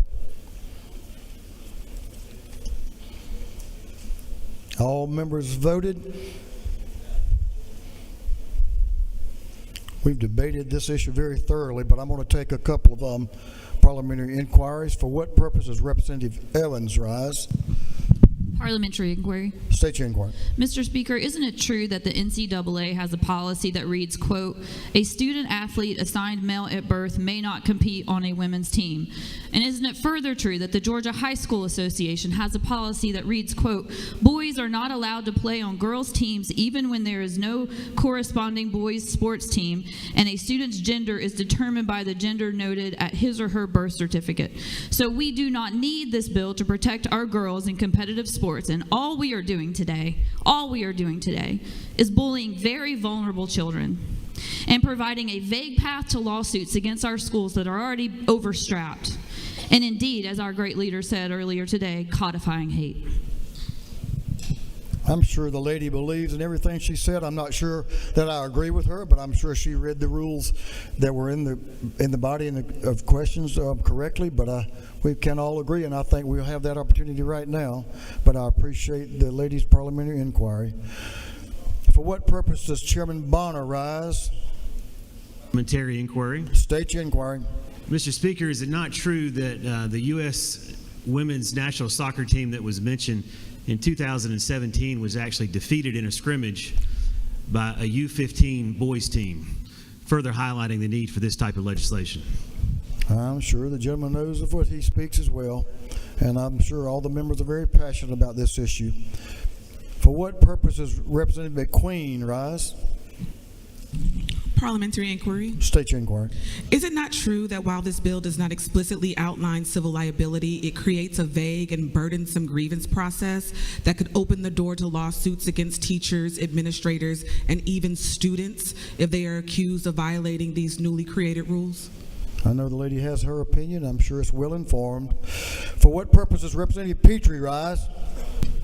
Parliamentary inquiry, Mr. Speaker. State your inquiry. Mr. Speaker, is it not true that supermajorities of Americans in both parties oppose biological males in women's sports, and that in a very recent New York Times poll, 67% of Democrats and 80% of Americans polled oppose men in women's sports? I'm sure the gentleman believes what he speaks. Have all members now voted? All members voted. If so, Mr. Clerk, will you lock the machine? On the passage of House Bill 267, the yeas are 102, the nays are 54. This bill, having received the requisite constitutional majority, is therefore passed. Mr. Clerk, Will you read the caption to House Bill 254?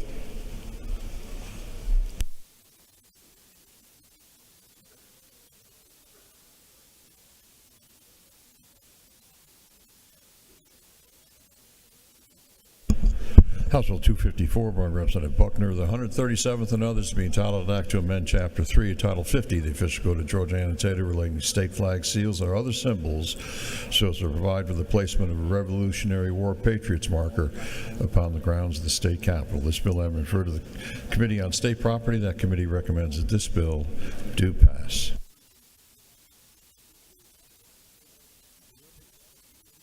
Representative Debbie Buckner is recognized to present House Bill 254 from Junction City, Georgia. Yes, ma'am. Ladies recognized. Thank you, Mr. Speaker. House Bill 254 is a bill that we passed out of this House last year. It is a bill, there's a process that you have to go through whenever there's a historic marker put on the grounds of the Capitol.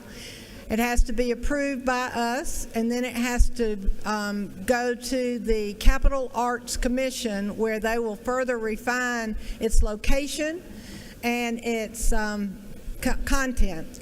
This is being offered to us as a gift. It is a bronze historic marker from the Commission on America 250, which is a celebration of America's 250th birthday.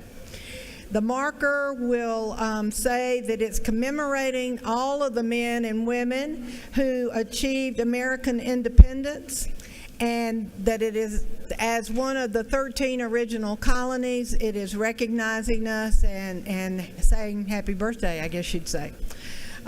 There have been some questions raised, and I want to address those two questions. There is no cost of this to the state. It is all being donated, and it is just going through the proper channels of approval. And it is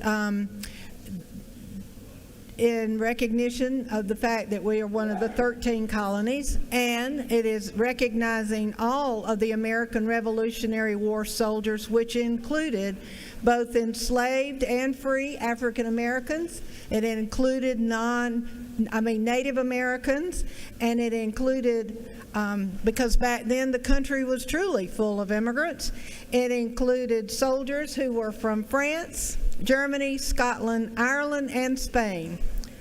And I just want to point out one thing in closing, and I ask for your favorable consideration. These folks were willing to fight for an aspirational goal that we still have in the words of our Constitution that we all are bound to uphold, that we are always to strive to form a more perfect union. With that, Mr. Speaker, I'll yield for questions if there are any, and I ask for your favorable support. You do have a couple of questions. Representative Camp, to your right, by the doors, has a question. Ladies recognized. Do you yield? Yes, ma'am. Thank you. Isn't it true that by placing this plaque at the state capitol, it'll give an opportunity for all the thousands of students who come to our capital to understand the significance of Georgia in relation to our country and the formation and the sacrifices made by men and women for us to have this nation? Very well said. Yes, thank you. Lady, yield for another question. Yes, sir. To your left, right out in front, Representative Park Cannon is recognized for a question. Thank you, Mr. Speaker. Do you yield? I do. Can you speak to some of the individuals who fought in the American Revolutionary War, just kind of spelling out a little bit more how diverse that group was? Basically, the list that I gave, we had African Americans who were both free and enslaved. We had Native Americans, particularly in Georgia. This was a frontier area, so there were a number of Native Americans that fought. And then we were also quite,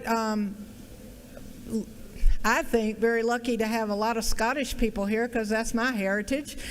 They were the Highlanders that came here and helped Oglethorpe keep the Spaniards out, but we did have Spaniards here, and we had people from France and Germany and Ireland and Switzerland. So it was a group of people that were truly a group of immigrants, Native Americans, and African Americans. Thank you. Lady, yield for another question. Yes, sir. One more. Representative Ridley, to your extreme right, Representative Jason Ridley. Thank you. You talk about people who fought in the Revolutionary War. Is Representative Buddy DeLoach, are we going to be able to do a statue for him? I think we've been discussing putting his picture on the bronze plaque. No, I'll be in favor of that. Thank you. Thank you, Mr. Speaker. I do ask for your favorable consideration and yield the well. Thank you. Lady has yielded the well. Is there any objection to the previous question being ordered? Hearing none, the previous question is ordered. Is there any objection to agreeing to the report of the committee, which was favorable to the passage of the bill? Hearing none, the report of the committee is agreed to. Shall this bill now pass? All in favor of the passage of the bill will vote yes. All those opposed will vote no. And Mr. Clerk, will you unlock the machine?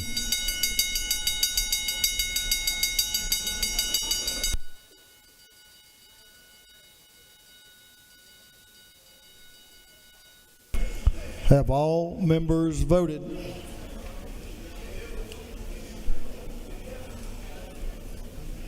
All members voted? If so,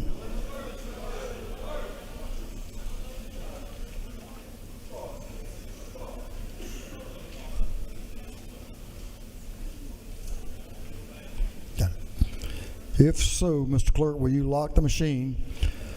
On the passage of House Bill 254, the yeas are 166, the nays are 0. This bill, having received the requisite constitutional majority, is therefore passed. Mr. Clerk, will you read the caption of House Bill 329? House Bill 329 by Representative Hilton of the 48th, to be entitled Act to amend Article 2, Chapter 34, Title 43, the Official Code of Georgia annotated relating to medical practice, so as to authorize certified nurse practitioners and physician assistants to perform artificial insemination.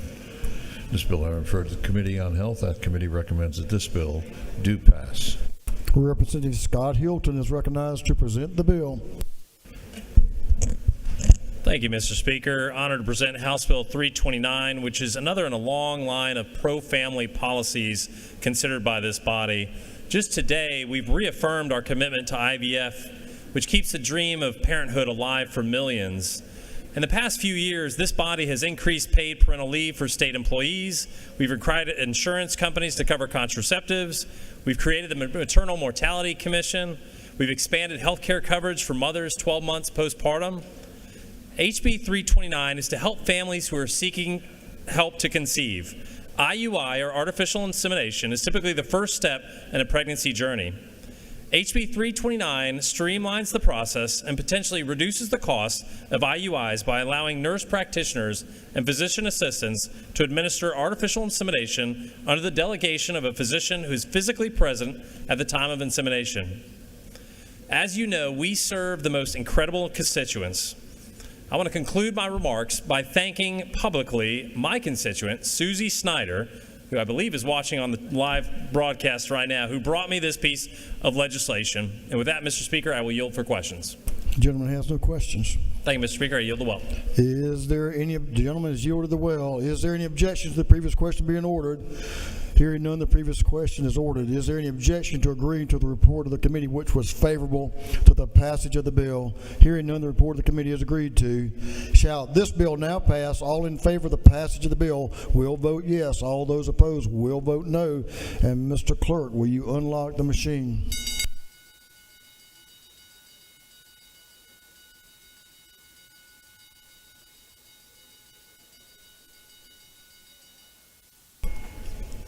Have all members voted?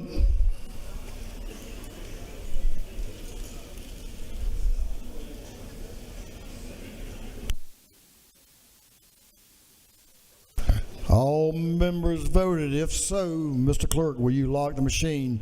On the passage of House Bill 329, the yeas are 167, the nays are 0. This bill having received the requisite constitutional majority is therefore passed. Mr. Clerk, will you read the caption to House Bill 169? House Bill 169 by Representative Cannon of the 172nd to be entitled, an act to amend Article 1 of Chapter 5 of Title 48 of the Official Code of Georgia annotated, relating to general provisions for ad valorem taxation of property so as to limit exceptions to the breach of covenants. This bill having referred to the Committee on Ways and Means, that committee recommends that this bill do pass by committee substitute. Representative Chaz Cannon is recognized to present the bill. Thank you, Mr. Speaker. Ladies and gentlemen, I bring you House Bill 169. House Bill 169 removes an existing exemption for solar facilities on conservation use valuation assessment CUVA property, and also on Forest Land Protection Act FLIPA property. And in doing so, it reemphasizes the importance and critical nature of the CUVA statute to Georgia agriculture and to the preservation of our farmland. In crafting the language of the bill, we strive to achieve consensus. And the reason for achieving consensus and balance is that we still want to have solar as an option for our landowners, especially if it allows a farming family to keep land in their family or hold on to it a little bit longer. It's also a private property rights issue. So for those reasons, we wanted solar to remain as a potential option for landowners. But we also wanted to clarify that farmland converted to a solar facility is not the same as land that remains in agricultural use, and therefore it should result in a breach of the CUVA contract. As I mentioned previously, the C and the U in CUVA stand for conservation use. So the use is the critical component of this statute. And this bill reemphasizes that standard. We did accept an amendment from the gentle lady from the 137th, my fellow forestry board member, to delay implementation by a year. Appreciate that. And overall, I think we've got a fair compromise that balances the ability to have solar as an option while reemphasizing the importance of the CUVA statute and the preservation of our state's farm and forest land. I ask for your favorable consideration. I'll stand for questions, Mr. Speaker. Gentleman has no further questions. I yield the well. Or no questions. I shouldn't say any further. I didn't have any either. Thanks for the bill. Gentlemen, has yielded the will. Is there any objection to the previous question being ordered? Hearing none, the previous question is ordered. Is there any objection to adopting the committee's substitute? Hearing none, the committee's substitute is adopted. Is there any objection to agreeing to the report of the committee, which was favorable to the passage of the bill? Hearing none, the report of the committee is agreed to. Shall this bill now pass? All in favor of the passage of the bill will vote yes. All those opposed will vote no. And Mr. Clerk, will you unlock the machine?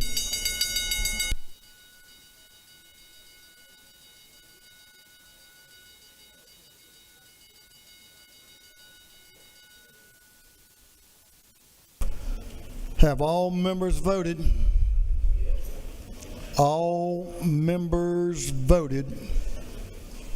If so, Mr. Clerk, will you lock the machine? On the passage of House Bill 169, the yeas are 160, the nays are 0. This bill, having received the requisite constitutional majority, is therefore passed. Mr. Clerk, will you read the caption? This House Bill 241. House Bill 241 by Representative Rhodes, the 124th, and others to be entitled, an act to amend Chapter 1 of Title 13 of the Official Code of Georgia annotated, relating to general provisions regarding contracts, so as to revise provisions regarding convenience fees for payment by electronic means. This bill having referred to the Committee on Banks and Banking, that committee recommends that this bill do pass by committee substitute. Chairman Rhodes is recognized to present House Bill 241. Gentleman is recognized. Thank you, Mr. Speaker. I have before you today House Bill 241. I've introduced this bill to help provide regulatory clarity for certain types of earned wage access providers in Georgia to enhance consumer protections.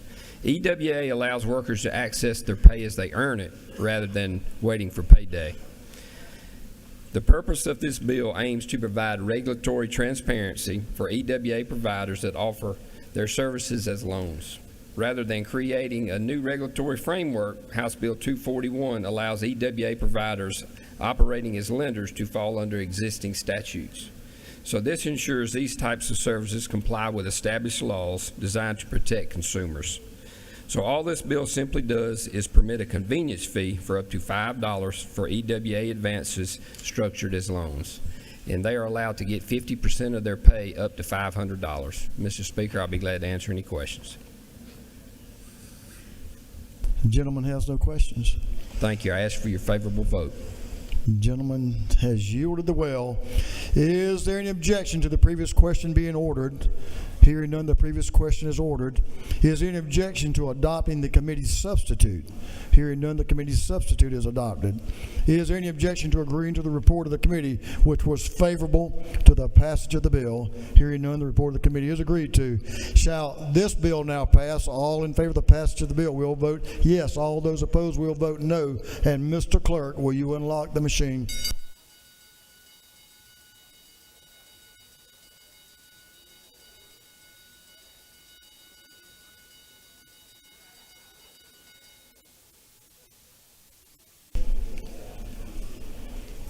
Have all members voted? All members voted? If so, Mr. Clerk, will you lock the machine? On the passage of House Bill 241, the yeas are 160, the nays are 3. This bill, having received the requisite constitutional majority, is therefore passed. Mr. Clerk, will you read the caption of House Bill 94? House Bill 94 by Representative Lumsden of the 12th and others being titled an act to amend Chapter 24, Title 33 of the Official Code of Georgia annotated relating to insurance generally so as to require coverage for certain expenses for standard fertility preservation services. This bill having referred to the Committee on Health, that committee recommends that this bill do pass. Chairman Lumsden is recognized to present House Bill 94. Thank you, Mr. Speaker. Members of the House, I bring to you House Bill 94, which is a bill that will provide insurance coverage for costs associated with the harvesting and storage for up to 1 year of certain biological tissues necessary for future in vitro fertilization for those individuals who have been diagnosed with cancer, lupus, or sickle cell. As you may know, the treatment for those who have such a diagnosis usually involves treatment such as radiation and chemotherapy, which will render them infertile. This bill does not cover the cost of in vitro fertilization. It only addresses the cost of harvesting and storage of the biological tissue necessary for future in vitro fertilization. Mr. Speaker, that is the bill, and I would appreciate your favorable consideration. The gentleman had no questions. He's yielded the well, I believe. Yes, sir. You did have one question. I take that back. It just popped up. If gentleman will yield. I will yield. Representative Schofield is recognized for a question to your right. Thank you, Mr. Speaker. Does the gentleman yield? I do. Is this not a bill that I'm in support of because it will align with the bill that I dropped regarding freezing the eggs? But thank you for adding lupus to this bill. Well, and I really appreciate it. Great minds think alike, so I'm glad we were on the same page. Yes, thank you very much. Thank you.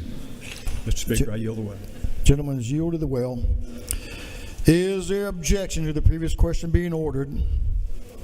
Hearing none, the previous question is ordered. Is there any objection to agreeing to the report of the committee, which was favorable to the passage of the bill? Hearing none, the report of the committee is agreed to. Shall this bill now pass? All in favor of the passage of the bill will vote yes. All those opposed will vote no. And Mr. Clerk, will you unlock the machine?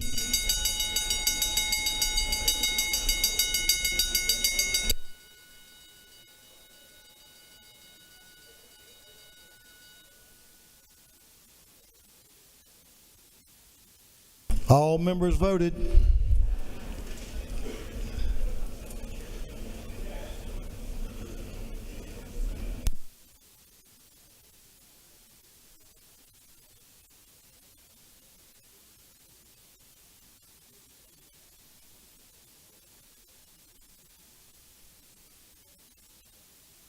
Now have all members voted?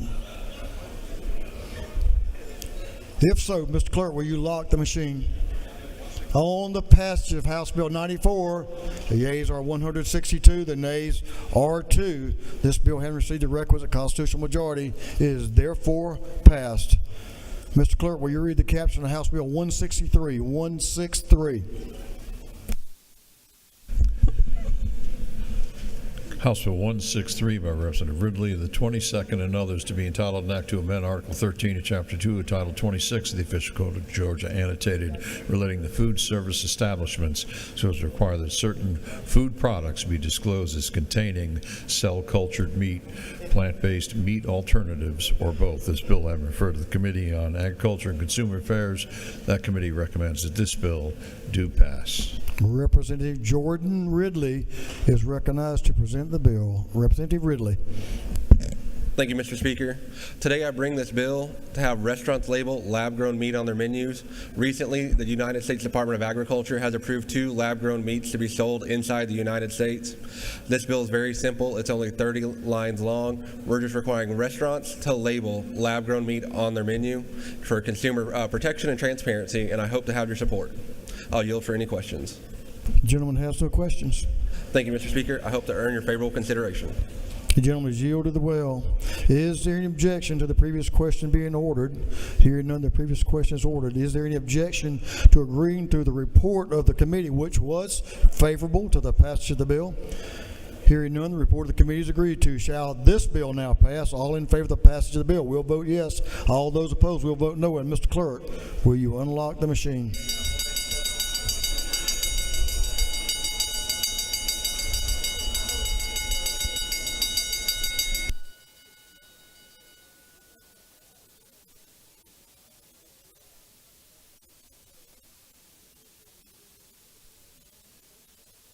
Have all members voted? All members voted? If so, Mr. Clerk, will you lock the machine? On the passage of House Bill 163, the yeas are 161, the nays are 3. This bill, having received the requisite constitutional majority, is therefore passed. Hang with me, members. We're about there. Mr. Clerk, will you read the caption of House Bill 187? 187. House Bill 187 by Representative Washburn and the 144th and others, to be entitled an act to amend Titles 8, 10, 36, 43, and 46 of the Official Code of Georgia, annotated, relating to buildings and housings, commerce and trade, local government, professions, and businesses. This bill I referred to the Committee on Regulated Industries. That committee recommends that this bill do pass by committee substitute.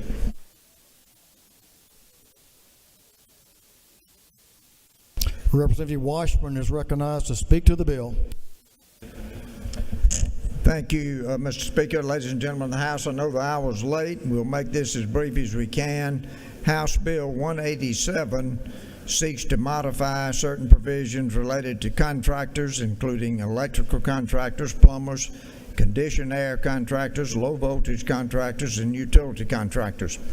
This bill will streamline regulations, enhance professional standards, help economic growth, and contribute to public safety. All of the lobbyists involved with these different categories came to the table during Chairman DeLoach's subcommittee, and everybody agreed to it. It passed the House last session and was not called in the Senate. And Mr. Speaker, I ask for everyone's favorable consideration and will yield for any questions if there are any. The gentleman has no questions. Thank you, Mr. Speaker. Gentleman has yielded the well. Is there any objection to the previous question being ordered? Hearing none, the previous question is ordered. Is there any objection to adopting the committee's substitute? Hearing none, the committee's substitute is adopted. Is there any objection to agreeing to the report of the committee, which was favorable to the passage of the bill?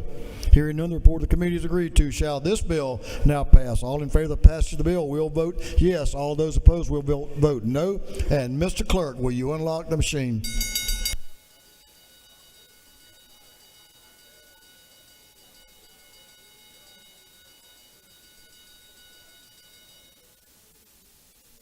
Have all members voted? All members voted. If so, Mr. Clerk.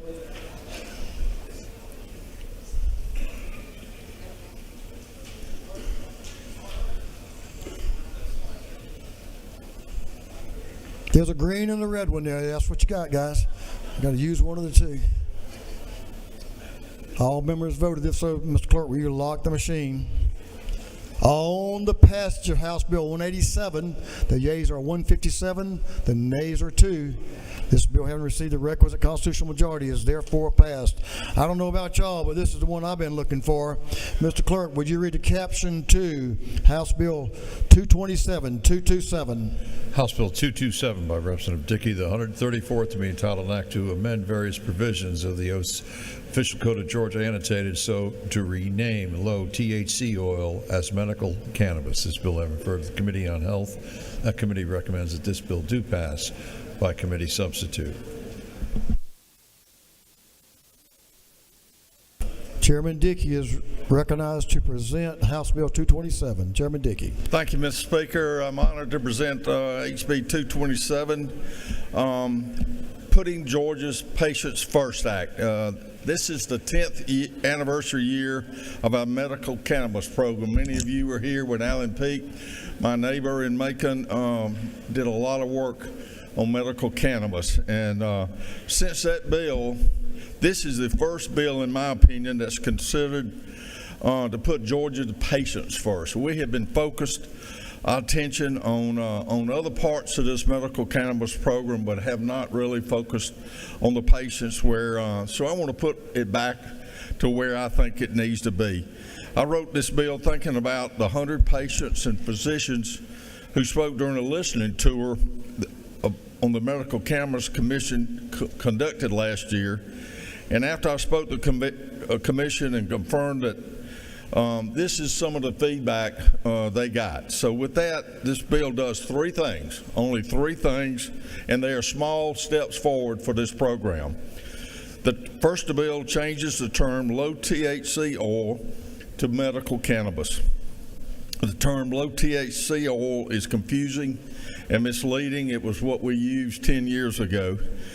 So in addition to oil, the current law allows things like lotions and capsules. And so I just wanted to be more accurate in the description of this program. So it aligns with our commission, the Georgia Access Medical Cannabis Commission. The second thing it does is allows for physicians and patients to be educated about the program. Patients and physicians could receive accurate and reliable information. They need to know where to go and who to talk to about these products. This will also spearhead and be regulated by the commission with rules and regulations. The third and final thing this bill does, it updates the list of qualifying conditions. It adds lupus. We had Lupus Day last week, as you remember, and that came to the forefront, as well as the committee added that. It also removes the term severe and end stage as a list of medical conditions. I think it ought to be the patients and the doctors decide when they have these conditions, when they can use these products. And I wanted them to be able to use it before hospice was called in. This is a simple bill, and that is all it does. 3 things. I ask your consideration. I'm happy to answer any questions if there's any. Mr. Chairman, the minority leader and I are shaking our heads both when you said this is a simple bill. That's always not a good thing to say. Just say it. You have a couple of questions. Okay. Representative Reeves, to your right, is recognized for a question. Thank you, Mr. Speaker. Would the chairman yield for a question? Yes, I do.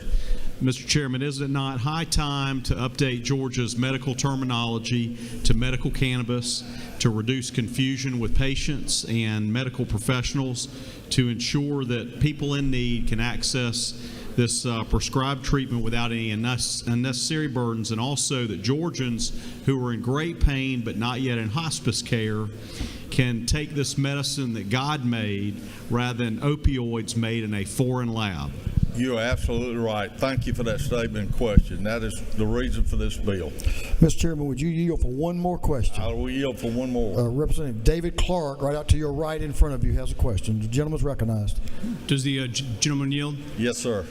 Isn't it true that House Bill 227 is the first time since 2015 that patients have been put first? It is my opinion, yes, sir. Thank you, and a great bill.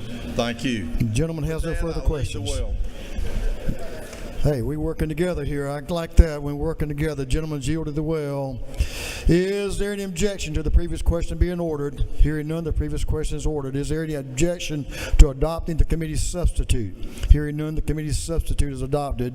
Is there any objection to agreeing to the report of the committee, which was favorable to the passage of the bill? Hearing none, the report of the committee is agreed to. Shall this bill now pass?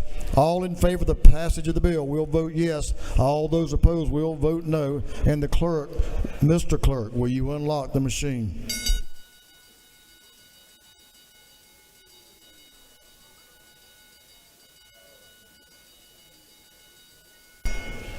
Have all members voted?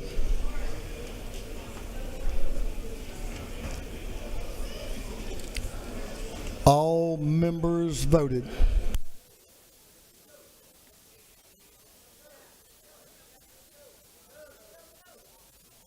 All members voted. If so, Mr. Clerk, will you lock the machine?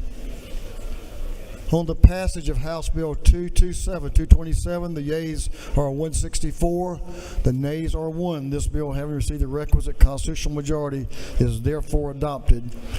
Members, we will postpone House Resolution 32 to the next legislative day.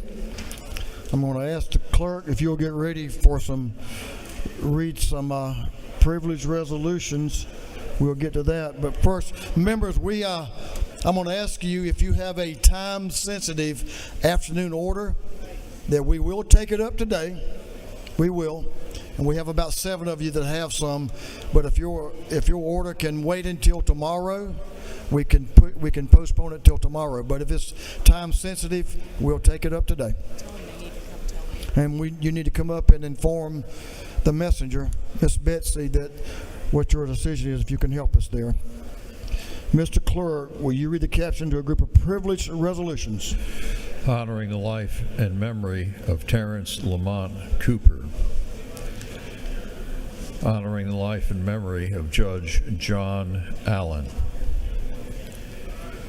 Commending the invaluable contributions of school bus drivers and school food service workers, and recognizing February 28, 2025 as Honoring Heroes Day. Commending and congratulating Reverend Herman Scott for over 20 years of dedicated service.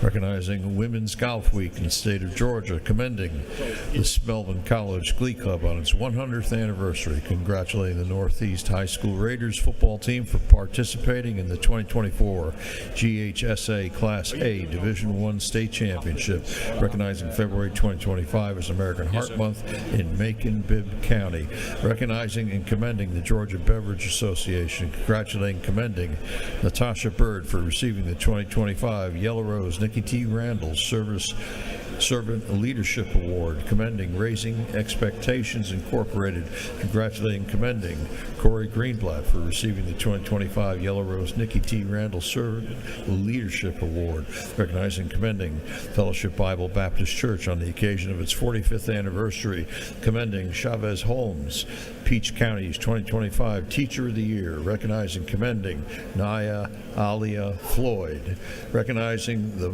Punjabi language, commending Habitat for Humanity Georgia and its Georgia affiliates, and recognizing March 5th, 2025 as Habitat for Humanity Georgia Day at the state capitol, commending Georgia line workers and recognizing April 14, 2025 as Georgia Line Worker Appreciation Day at the state capitol, congratulating and commending Christy Lentz for receiving the 2024 Yellow Rose Nikki T. Randall Servant Leadership Award. And for other purposes, that completes the reading of the privilege resolutions. Thank you, Mr. Clerk. Is there any objection to adopting the privileged resolutions? Hearing none, the resolutions are adopted.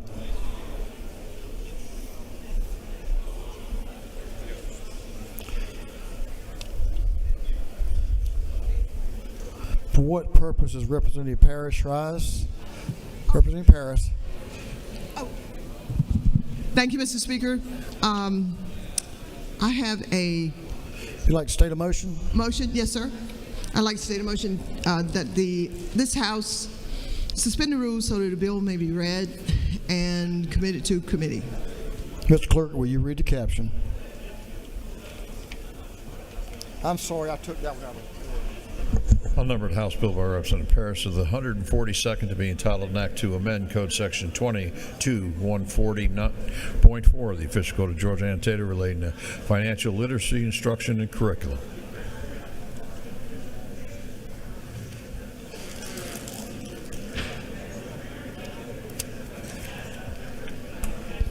On the lady's motion that the rules of this House be temporarily suspended so a bill can be read for the first time and assigned to committee, is there objection?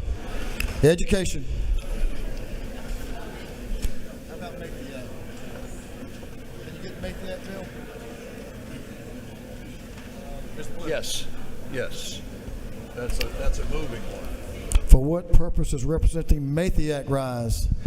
Thank you, Mr. Speaker. To make a motion, state your motion. I'd like to move that House Bill 520 be moved from the Committee on Public and Community Health and moved to Committee on Health, and both chairmen are in agreement. Mr. Clerk, will you read the caption? House Bill 520 by Representative Mathiak of the 82nd and others to be entitled an Act to amend Title 31 of the Official Code of Georgia annotated related to health.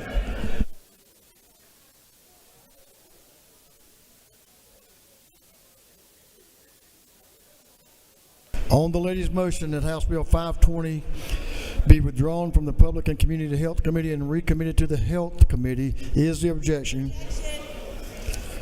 State your objection.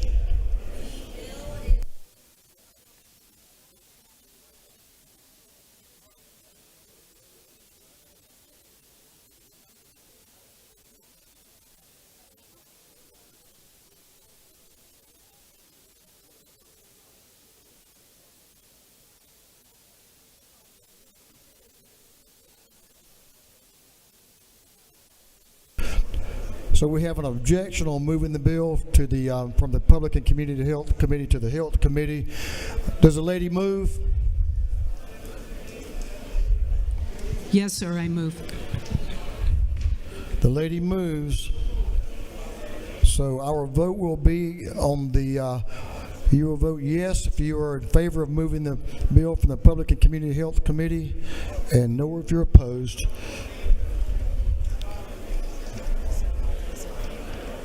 All those in favor of adopting, moving the bill to the Health Committee will vote yes. All those opposed will vote no. And Mr. Clerk, will you unlock the machines?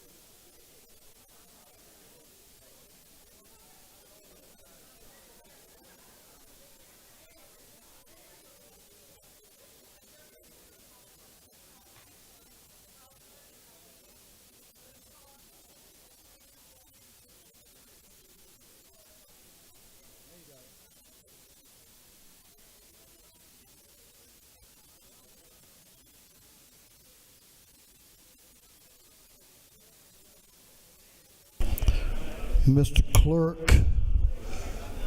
all members voted.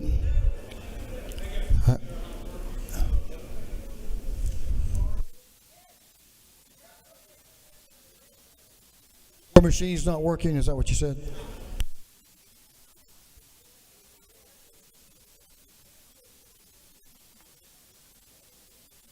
If y'all will come up and inform clerk, we will allow them to vote for you since your machine is malfunctioning.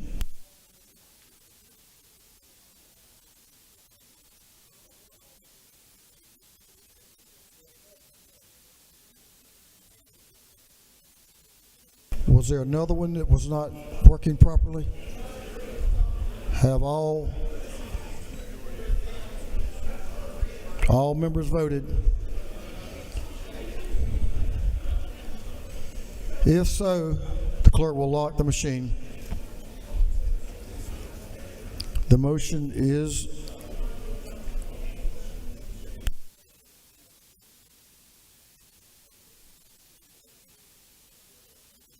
on the motion to move House Bill 520 from the Public and Community Health Committee to the Health Committee. The vote is yeas are 95, the nays are 62. It is so ordered. For what purpose is Representative Cox rise? Make a motion. State your motion. I move that the rules be temporarily suspended so that a bill may be read for the first time and assigned to committee. Mr. Clerk, will you read the caption? Unnumbered House Bill by Representative Cox, the 28th and others be titled, an act to amend Chapter 11, Title 16 of the Official Code of Georgia annotated relating to offenses against public order and safety. On the gentleman's motion that the rules of this House be temporarily suspended so a bill can be read for the first time and assigned to committee, is there objection? Judiciary non-civil.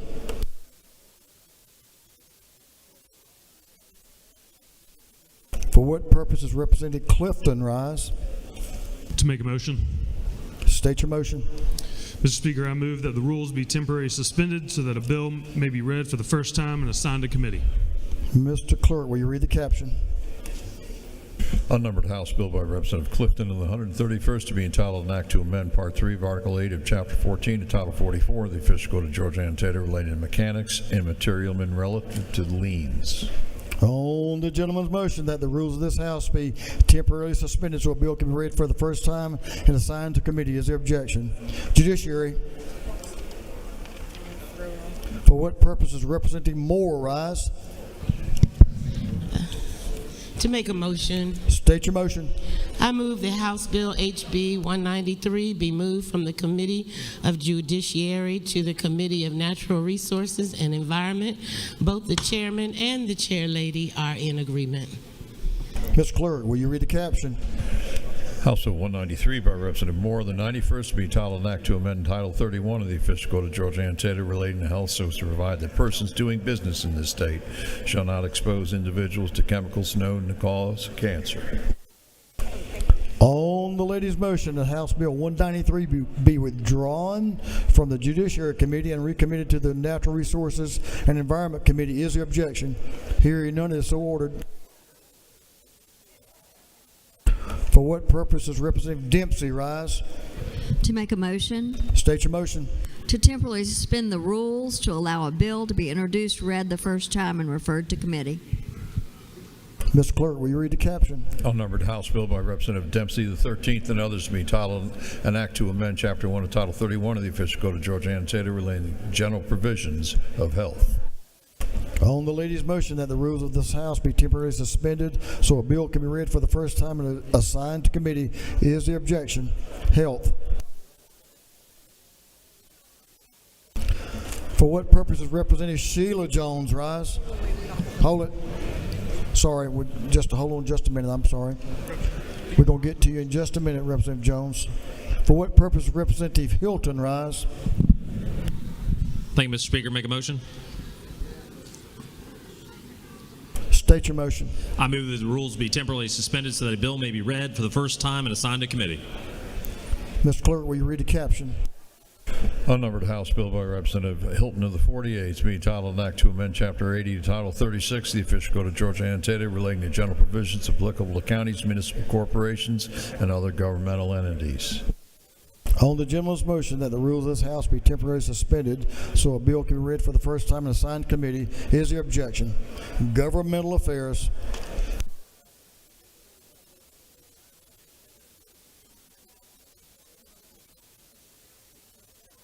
For what purpose does Representative Anderson rise? To make a motion. State your motion.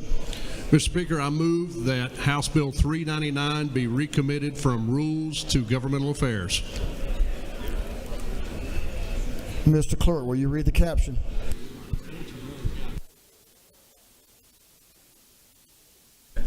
House Bill 399 by Representative Oliver, the 84th, and others to be titled, an act to amend Article 1 of Chapter 7 of Title 44 of the Official Code of Georgia annotated relating to landlords and tenants in general. On the gentleman's motion that House Bill 399 be recommitted from the Rules Committee to the Governmental Affairs Committee. Is there objection? Hearing none, it is so ordered.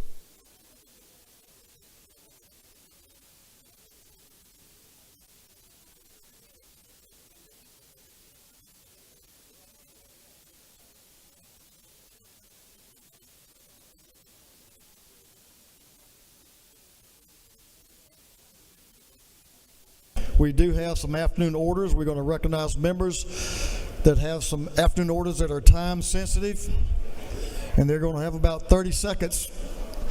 Absolutely no more than 60 seconds to let us hear about their afternoon orders. Representative Schofield is recognized for an afternoon order. Hold on just a second, lady. Let's get some attention.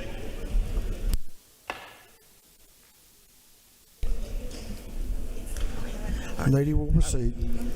Thank you, Mr. Speaker. Members, I rise today in support of Black History Month and bring to you Dr. Patricia Bath, a visionary pioneer in medicine. She's a groundbreaking ophthalmologist, inventor, advocate for equitable health care. Born in Harlem, New York, earned her National Science Foundation degree for cancer research at the age of 16, graduated with a BA from Hunter College. She was the first African-American woman to complete an ophthalmology residency at NYU, and she's really noticed for her racial disparities in eye health. She was the co-founder of the American Institution for the Prevention of Blindness. She also invented the laser focal probe, which is a groundbreaking device used to treat cataracts. She received the first U.S. patent for her work and opened doors for women in medicine and STEM. Her quote is, "The ability to restore sight is an ultimate reward. Eyesight is a basic human right, and everyone deserves a chance to see the world clearly." Dr. Bath said, and I quote, "Vision is a gift, not a right. Through innovation, compassion, and determination, I believe we can create a world where no one is left in the dark and every eye can have the possibilities of tomorrow." Mr. Speaker, she died in 2019, but I yield the well in her honor. Awesome. Very good one. We're glad you did it today. Ladies, yielded the well. Thank you, members that have postponed your afternoon orders until tomorrow. Very much appreciated. We'll move on to announcements now. Chairman Corbett. Give the gentleman some room. He's recognized for an announcement. Members, let's move meetings back, Mr. Chairman, till 3 o'clock. 3 o'clock. That gives us a chance to get something to eat if that works for you. Will that work for your committee? Absolutely. Well, we'll push back all of them till 3 o'clock. Motor Vehicles Committee, 8 o'clock in the morning, 6:06. Thank you. Oh, that's even better. We want 3 o'clock. Won't work for you either. Well, thanks a lot. Representative McLean, recognized for an announcement. Thank you, Mr. Speaker. The Working Family Caucus will not meet, but there is food in room 312 over at the CLOB. There's food in room 312. There's not a Working Family Caucus meeting today, but there's food in 312 CLOB. Thank you, Mr. Speaker. Representative Carter is recognized for an announcement. Thank you, Mr. Speaker. Good afternoon, everyone. Your attention, please. On tomorrow, Friday, the 28th, at 8 o'clock a.m., we will be hosting the National African American Gun Association in the Capitol in room 125. So if you're available in the morning at 8 a.m., come and meet those members. We will recognize them in the gallery for their 10th anniversary. Tomorrow, the National African American Gun Association will be here with us. I yield the well. Chairman Jaspers, recognized for an announcement. Thank you, Mr. Speaker. Transportation will be in room 606, as the Speaker said, at 3 o'clock. Thank you. Chairman Hawkins, recognized for an announcement. Thank you, Mr. Speaker. The Health Committee will meet at 3 o'clock, 403 Cap.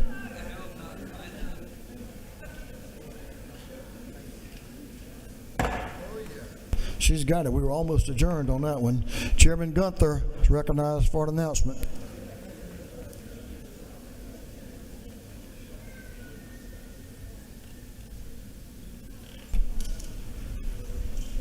Chairman Camp, Chairman Gunther, yeah. Stan Gunther, right there. That's you. Thank you, Mr. Speaker. House Judiciary will meet in room 132 at 3 o'clock. We've got about 4 bills to do. They've been worked on, so hopefully it goes quickly. Thank you. Chair Lady Camp.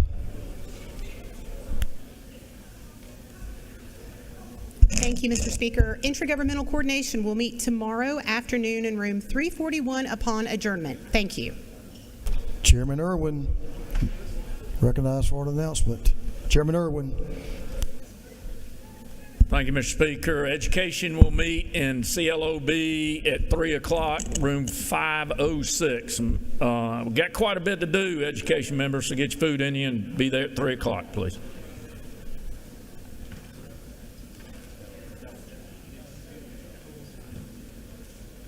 Chairman Anderson, recognized for an announcement. Thank you, Mr. Speaker. Governmental Affairs will have a meeting this afternoon at in CLOB 606 at 4 o'clock. It'll be real quick. Got 2 measures we need to take up. So 4 o'clock, CLOB 606. Thank you. Representative Denia is recognized for an announcement. Representative Denia. Thank you, Mr. Speaker. Georgia Legislative Black Caucus members, we have a GLBC Priorities Press Conference at 2:45 at the South Steps, from 2:45 to 3:30 at the South Steps. Thank you, Mr. Speaker. Chairman Parrish, recognized for an announcement. Thank you, Mr. Speaker. The Rules Committee will meet in the morning, 8:30 in the morning, Rules. Thank you.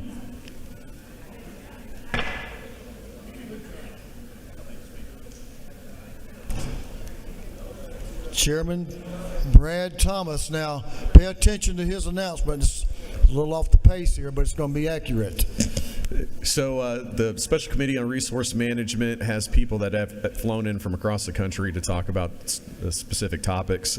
So we're actually going to meet upon adjournment at 3:41, and we are going to adjust the agenda. We're going to shorten it for the folks that are out of town. We want to be respectful of them. So I'll see you in 3:41. Thanks. 3:41 now. Chairman Crow is recognized for an announcement.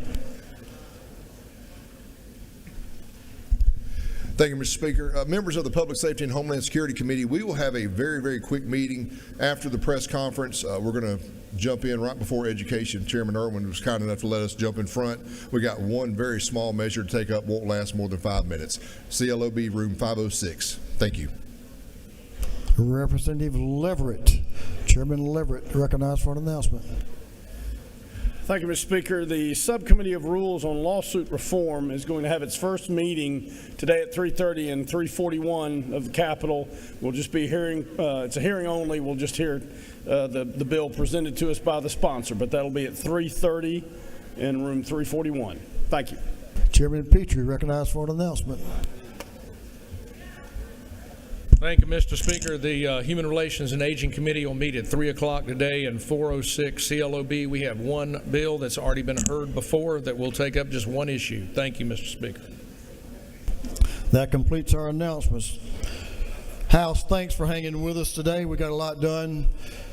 We appreciate y'all's attention and your passion and your compassion for the work we do. Now, speaking of compassion, we have some birthdays today. One of them is the, yeah, you are, Representative Vance Smith, to my right now. I thought you already had a birthday this year. First one this year.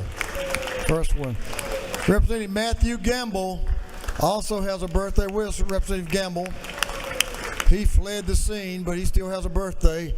And of course, the gentleman from the coast, representing Buddy Deloach. Happy birthday, Buddy, Mr. Chairman. If you have a page, we invite you to come down front and we'll get some page photos. The majority leader of this House Majority Leader Illustration is recognized for a motion. Thank you, Mr. Speaker. I move that this House stand adjourned until 9 a.m. on Friday, February 28th, 2025. On the motion of the Majority Leader that this House stands adjourned until 9 a.m. Friday, February the 28th, 2025. All those in favor will say aye. All those opposed will say no. Y'all got a little closer today, but we still got you. This House stands adjourned.